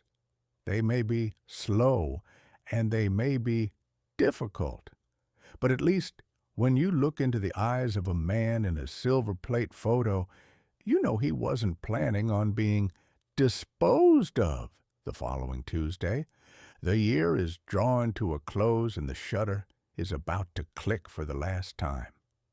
I wonder if the universe is going to take our 1987 quick snap to the lab, or if it's just going to toss the whole year into the bin and hope for a better standard in 1988. I'd bet on the bin. It's the most efficient thing to do. Chapter 18, The Air We Breathe. Or, why poking holes in your own ceiling is a poor way to maintain the property. In the late summer of 1987, the human race, having already demonstrated a remarkable talent for mismanaging its money, its markets, and its mechanical family members, suddenly looked upward and realized that it had been busy sabotaging the very roof over its head. I am speaking of the ozone layer, a thin, invisible, and remarkably hard-working piece of atmospheric upholstery that stands between us and the unfiltered blistering wrath of the sun. For decades, we had been treating the atmosphere as a sort of infinite rug under which we could sweep any chemical indiscretion we found inconvenient. We assumed the sky was a bottomless sink. But in 1987, the bill for our gilded age of convenience finally arrived in the form of a giant, gaping hole over Antarctica. It turns out that while we were busy making our hair stand up with lacquer and our steaks stay cold with chemicals, we were inadvertently poking holes in the ceiling of our planetary home. The result was the Montreal Protocol, signed in September. It was a rare, almost miraculous moment when the nations of the world stopped arguing about whose flag was more vibrant and agreed that perhaps they should stop setting fire to the curtains while they were still inside the house. The villain in the tin can. The primary antagonist of this drama was a substance known as chlorofluorocarbons, or CFCs. I have noticed that the more syllables a chemical possesses, the more likely it is to be a direct threat to your continued existence. CFCs were hailed as a miracle of the modern age. They were stable, they were non-toxic to the touch, and they were the perfect push for our aerosol cans. In 1987, we were a species obsessed with the aerosol. We used it to apply deodorant, to kill bugs, to paint the walls of the Berlin Wall, and most importantly, to maintain the big hair that defined the era. I have seen the hair of the 1980s. It is a structural marvel that defies both gravity and common sense. A woman in 1987 and a fair number of men who should have known better would spend 20 minutes each morning constructing a scaffolding of hair that required a half-pound of chemical spray to solidify. We were literally using next-generation chemical weapons on our own heads to ensure that a light breeze didn't disturb our vanity. Little did we know that every time we pushed the button, we were releasing a tiny army of chlorine atoms. These atoms would drift upward, bypass the clouds, and enter the stratosphere, where they would set about dismantling the ozone molecules with the grim efficiency of a bored child pulling the legs off a spider. A man will spend a fortune on a hat to protect his head from the sun while simultaneously spraying a chemical into the air that ensures the sun will eventually melt the hat, the head, and the sidewalk they are both standing on. It is the kind of logic that would make a Missouri mule shake its head in pity. The Antarctic warning. The hole was discovered over Antarctica, a place that seems to exist primarily to provide a cold, lonely stage for human errors to be revealed. Scientists noticed that during the southern spring, the ozone layer was thinning to a dangerous degree. The public reaction was one of scientific panic. We were told that without the ozone layer, we would be subjected to ultraviolet radiation, which sounds like a particularly unpleasant form of neon lighting. We were told that the crops would fail, the oceans would sicken, and the human race would eventually resemble a collection of overcooked sausages left on a grill for too long. In 1987, this was a terrifying prospect. We had just survived the Black Monday crash and the Great Storm in England. The idea that the very sky was turning against us felt like the universe was finally losing its patience with the tenants. We had treated the ozone layer as a disposable memory, much like the cameras I discussed earlier. We assumed it would always be there, silent and protective, regardless of how many billions of tons of cold box chemicals we pumped into the basement. We forgot that the Earth is a closed system, a riverboat, where the passengers in the Grand Salon are breathing the same air as the stokers in the boiler room. The Montreal Miracle, adults in the room. In September, delegates from across the globe gathered in Montreal. Now, I have seen many international gatherings. Usually they consist of a great deal of vibrant rhetoric, a significant amount of expensive catering, and a final agreement to meet again in 3 years to discuss why nothing has happened. But Montreal was different. Perhaps it was the sheer terror of being crisped by the sun, or perhaps it was a rare outbreak of common sense, but the nations actually agreed to stop. They decided to phase out the production of CFCs. They set standards. They created manuals. They behaved, for a single shining moment, like a group of people who realized they were all on the same boat. It was the first global environmental treaty that actually had teeth, or at least a very firm set of dentures. The manufacturers, the big blue corporations of the chemical world, initially grumbled. They spoke of the economic impact. They lamented the loss of efficiency. They acted as though the right to sell hairspray was a constitutional right that should be protected at all costs. But even they eventually saw the writing on the wall.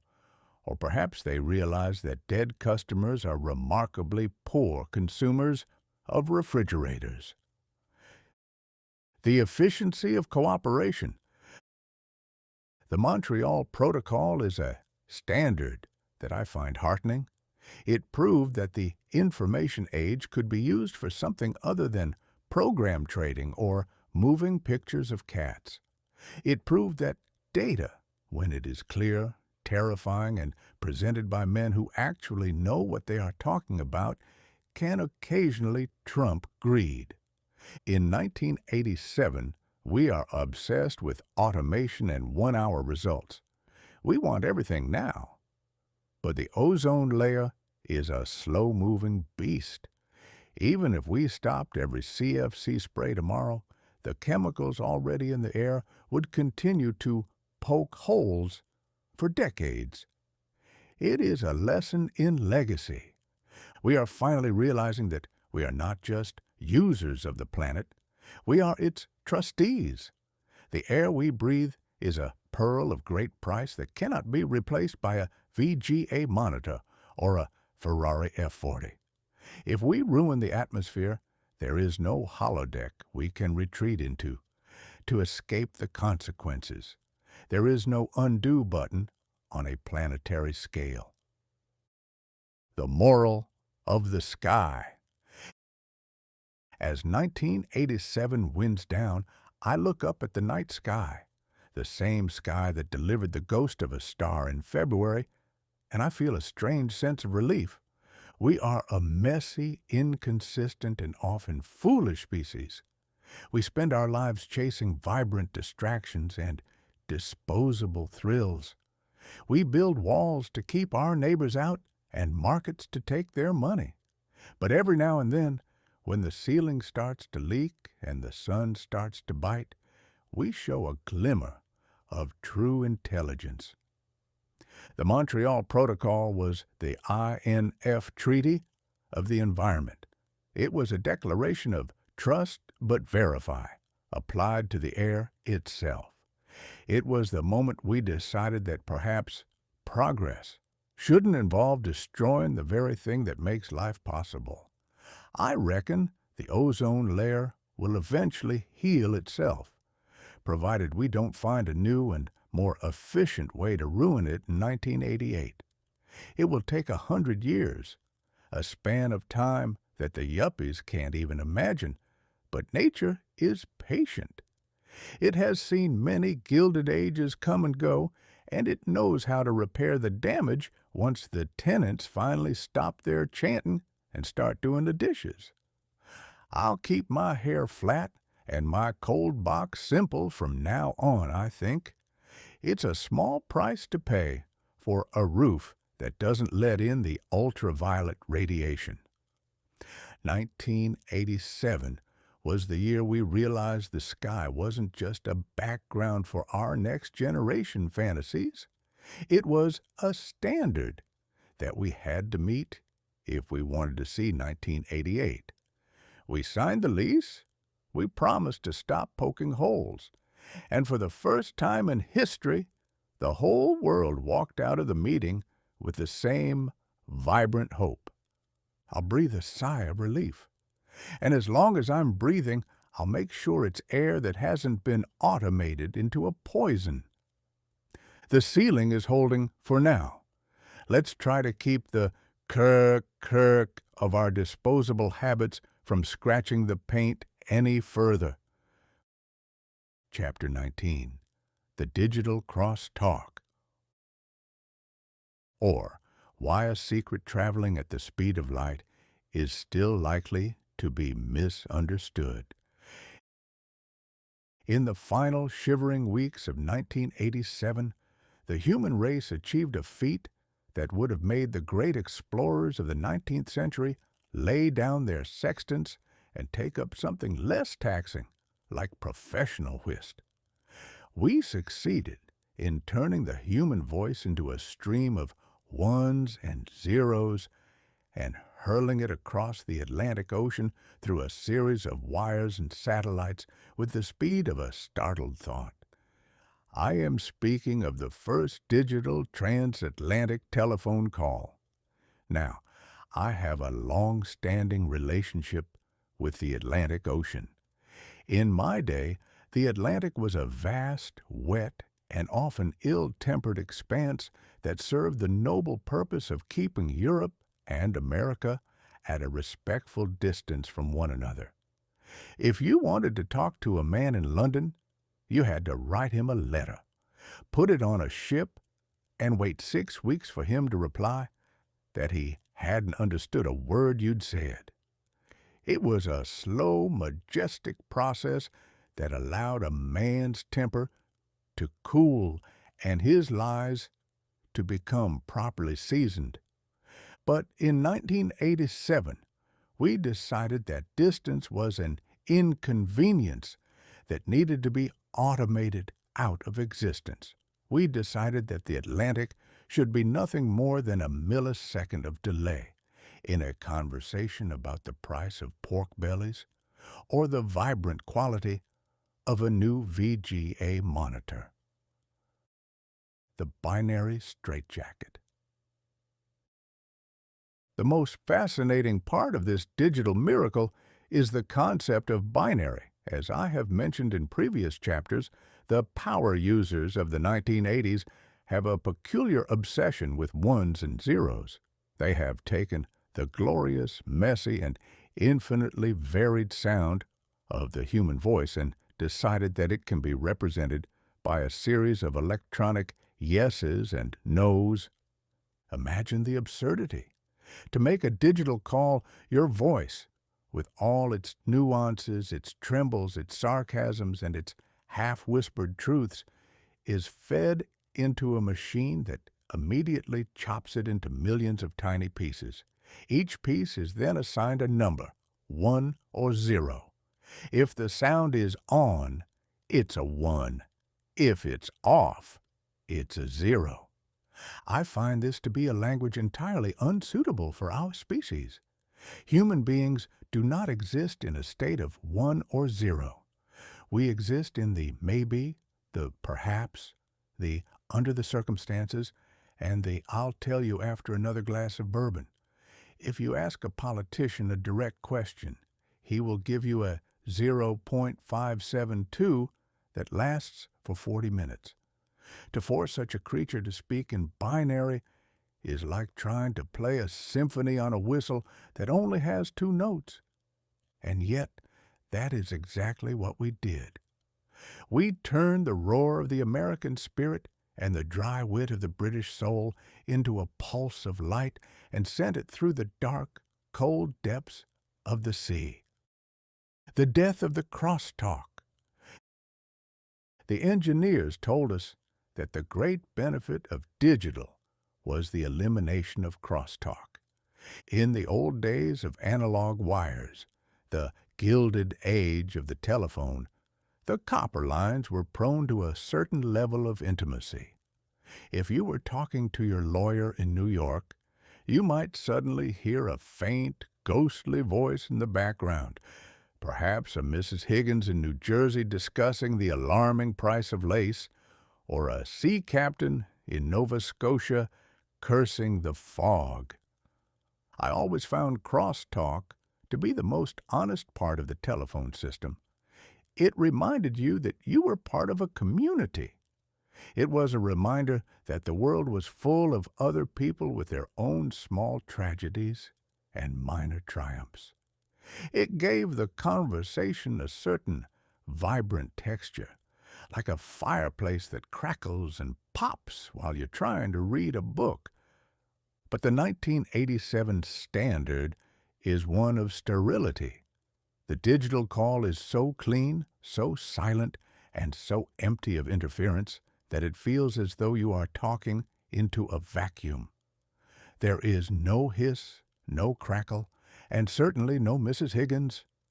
It is a high-resolution silence that makes a man feel uncomfortably alone, even while he is connected to another continent. Efficiency is the enemy of character. A wire that only carries your voice is a wire that has forgotten how to listen to the world. We have gained clarity, but we have lost the company of our fellow ghosts. The speed of the lie. We are told that a digital call travels at the speed of light. This is a terrifying thought. In the 19th century, if a man wanted to tell a lie to someone in London, he had plenty of time to reconsider. He had to walk to the post office. He had to find a stamp. He had to wait for the mail carriage. By the time the letter reached the ship, he might have decided that the truth was a deal less complicated. But in 1987, the lie is instantaneous. You can tell a man in London that his check is in the mail, and the lie will reach his ears before you have even finished exhaling the breath that formed it. We have automated the deception. We have created a world where the speed of communication has far outstripped the speed of human wisdom. We can talk to anyone on the planet in a heartbeat, but we still haven't figured out what to say to our own neighbors over the back fence.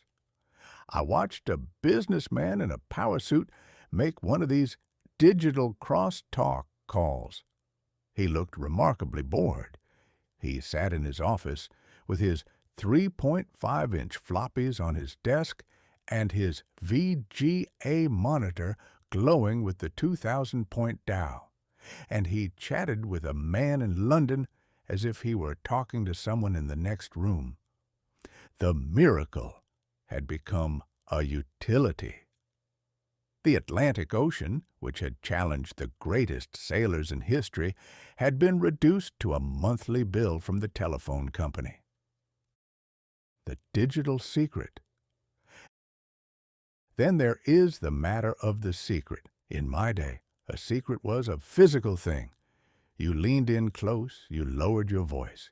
You ensured there were no eavesdroppers behind the velvet curtains. The secret had a sound, a dry, raspy whisper that conveyed its importance. Can you whisper in digital? I suspect not. The ones and zeros don't care about the volume of your voice. They don't care about the urgency of your tone. They just turn your secret into a mathematical equation and send it through the fiber optics. A secret that has been digitized is no longer a secret. It is data. And data, as we discovered in 1987, is something that can be stored, copied, and interchanged through a graphics interchange format or a Perl script.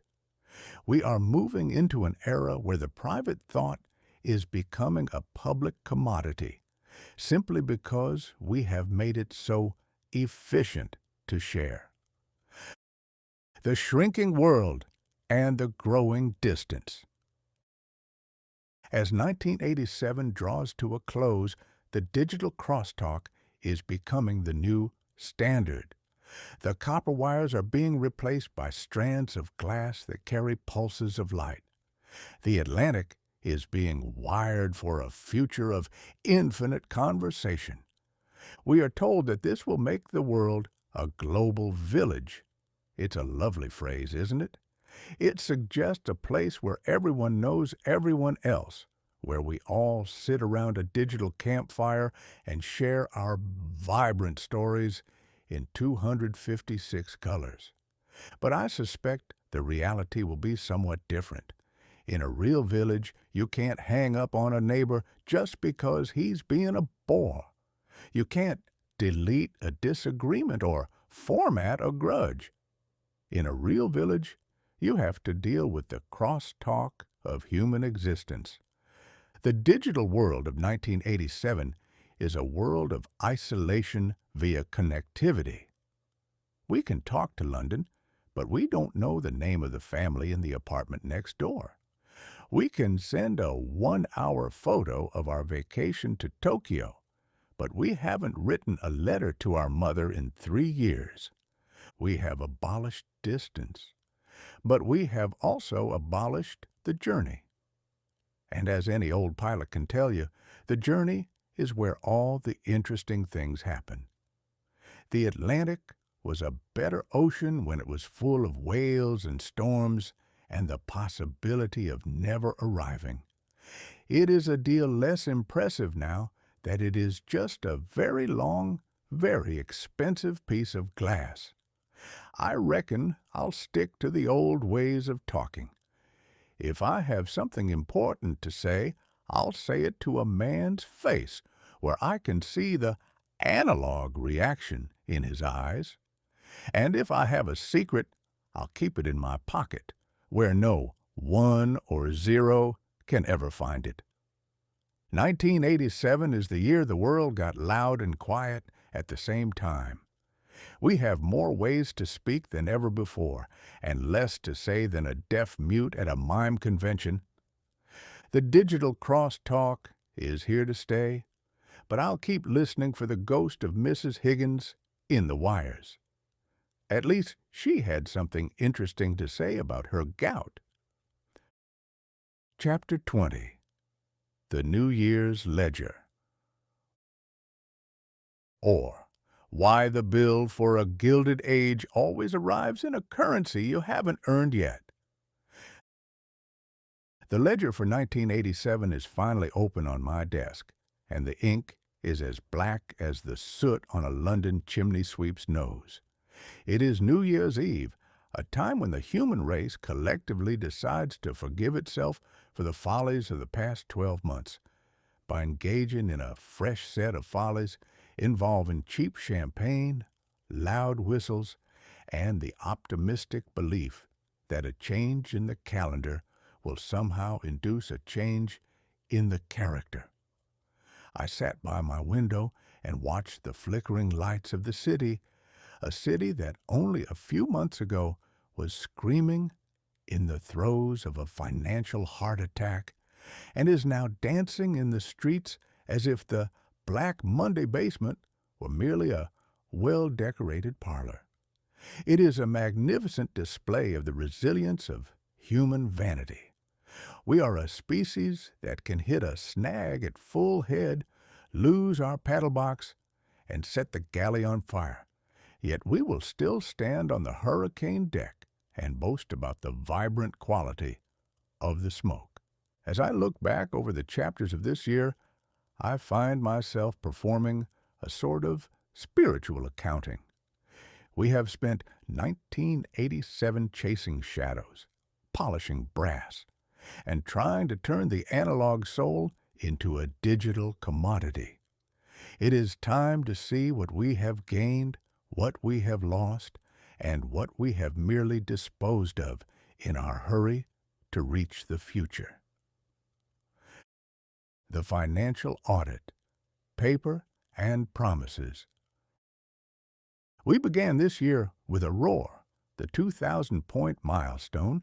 It was a celebration of prosperity that felt as solid as a soap bubble in a gale. In 1987, we decided that wealth was not something you grew in a field or built in a factory. It was something you automated through a computer screen. We had the Gilded Age of the 80s at its peak. We believed that greed was good, that debt was leverage, and that the program would always protect us. Then came October, and the program turned into a pogrom. The ledger shows that billions of dollars vanished into the ether, a timely reminder that wealth made of light and ones and zeros can be unmade just as quickly as a whispered secret in a digital crosstalk. We also tried to apply the rules of the market to things that should never have a price tag. We put a $39.9 million ransom on Van Gogh's Sunflowers, proving that we value a dead painter more than a living one. We put a $10,000 price tag on Baby M, proving that we value a contract more than a mother's instinct.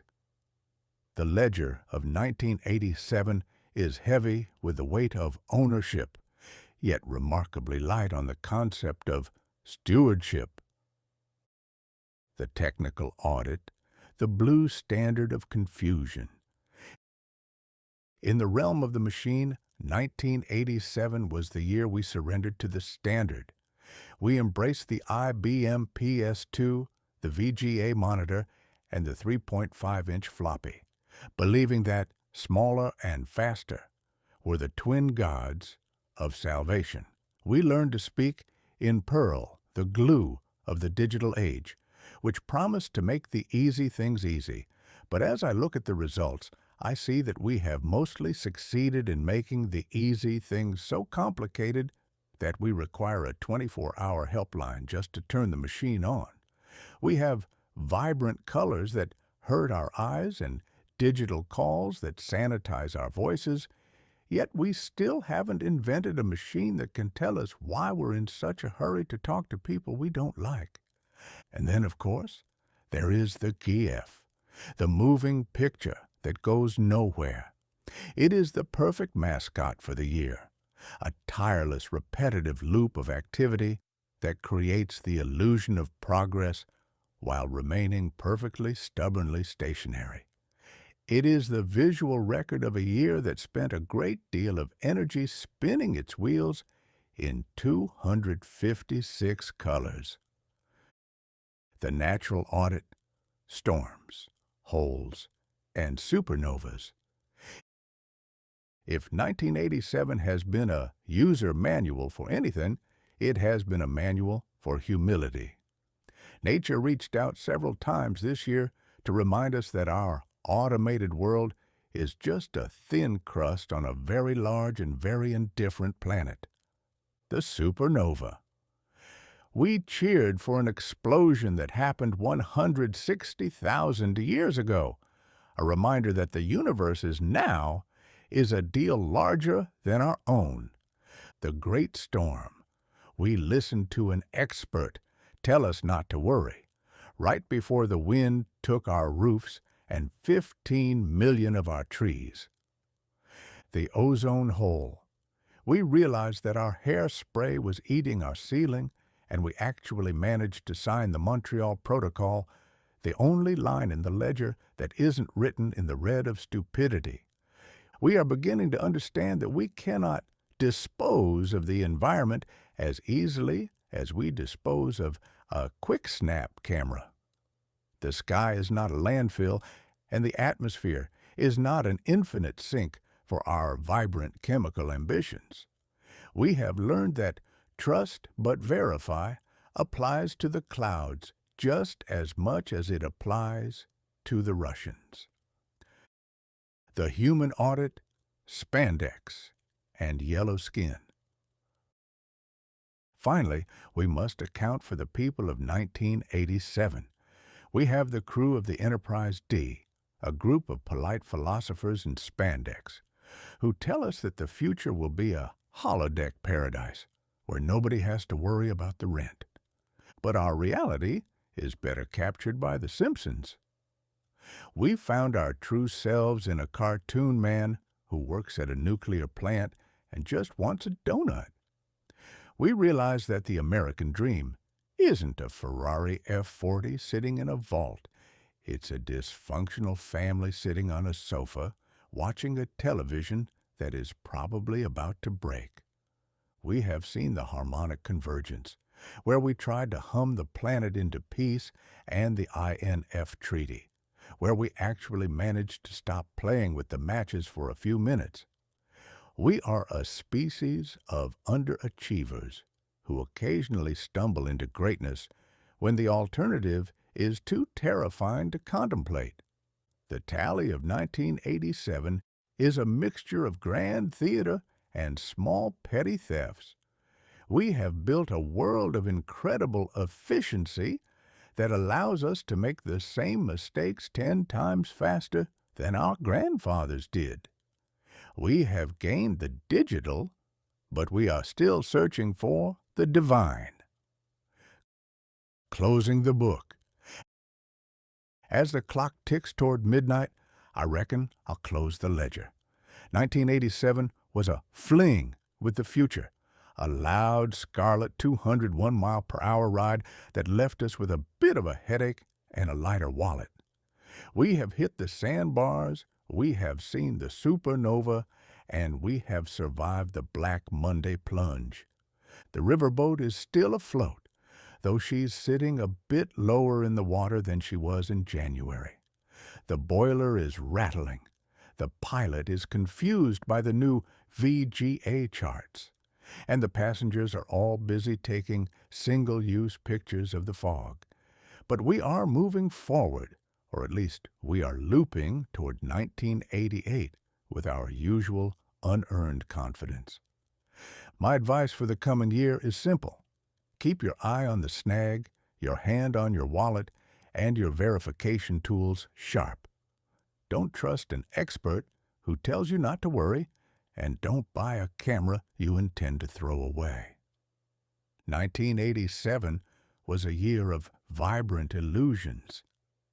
1988, I suspect, will be the year where we have to figure out how to pay for them. The bells are starting to ring now. I'll raise a glass to the ghosts of the year, to the dead star, the fallen oaks, the yellow family, and the little girl caught in a contract. They are all part of the ledger, and they are all part of the story. Happy New Year, my friends. Try not to dispose of anything too important in the morning. The end. This has been Mark Twain.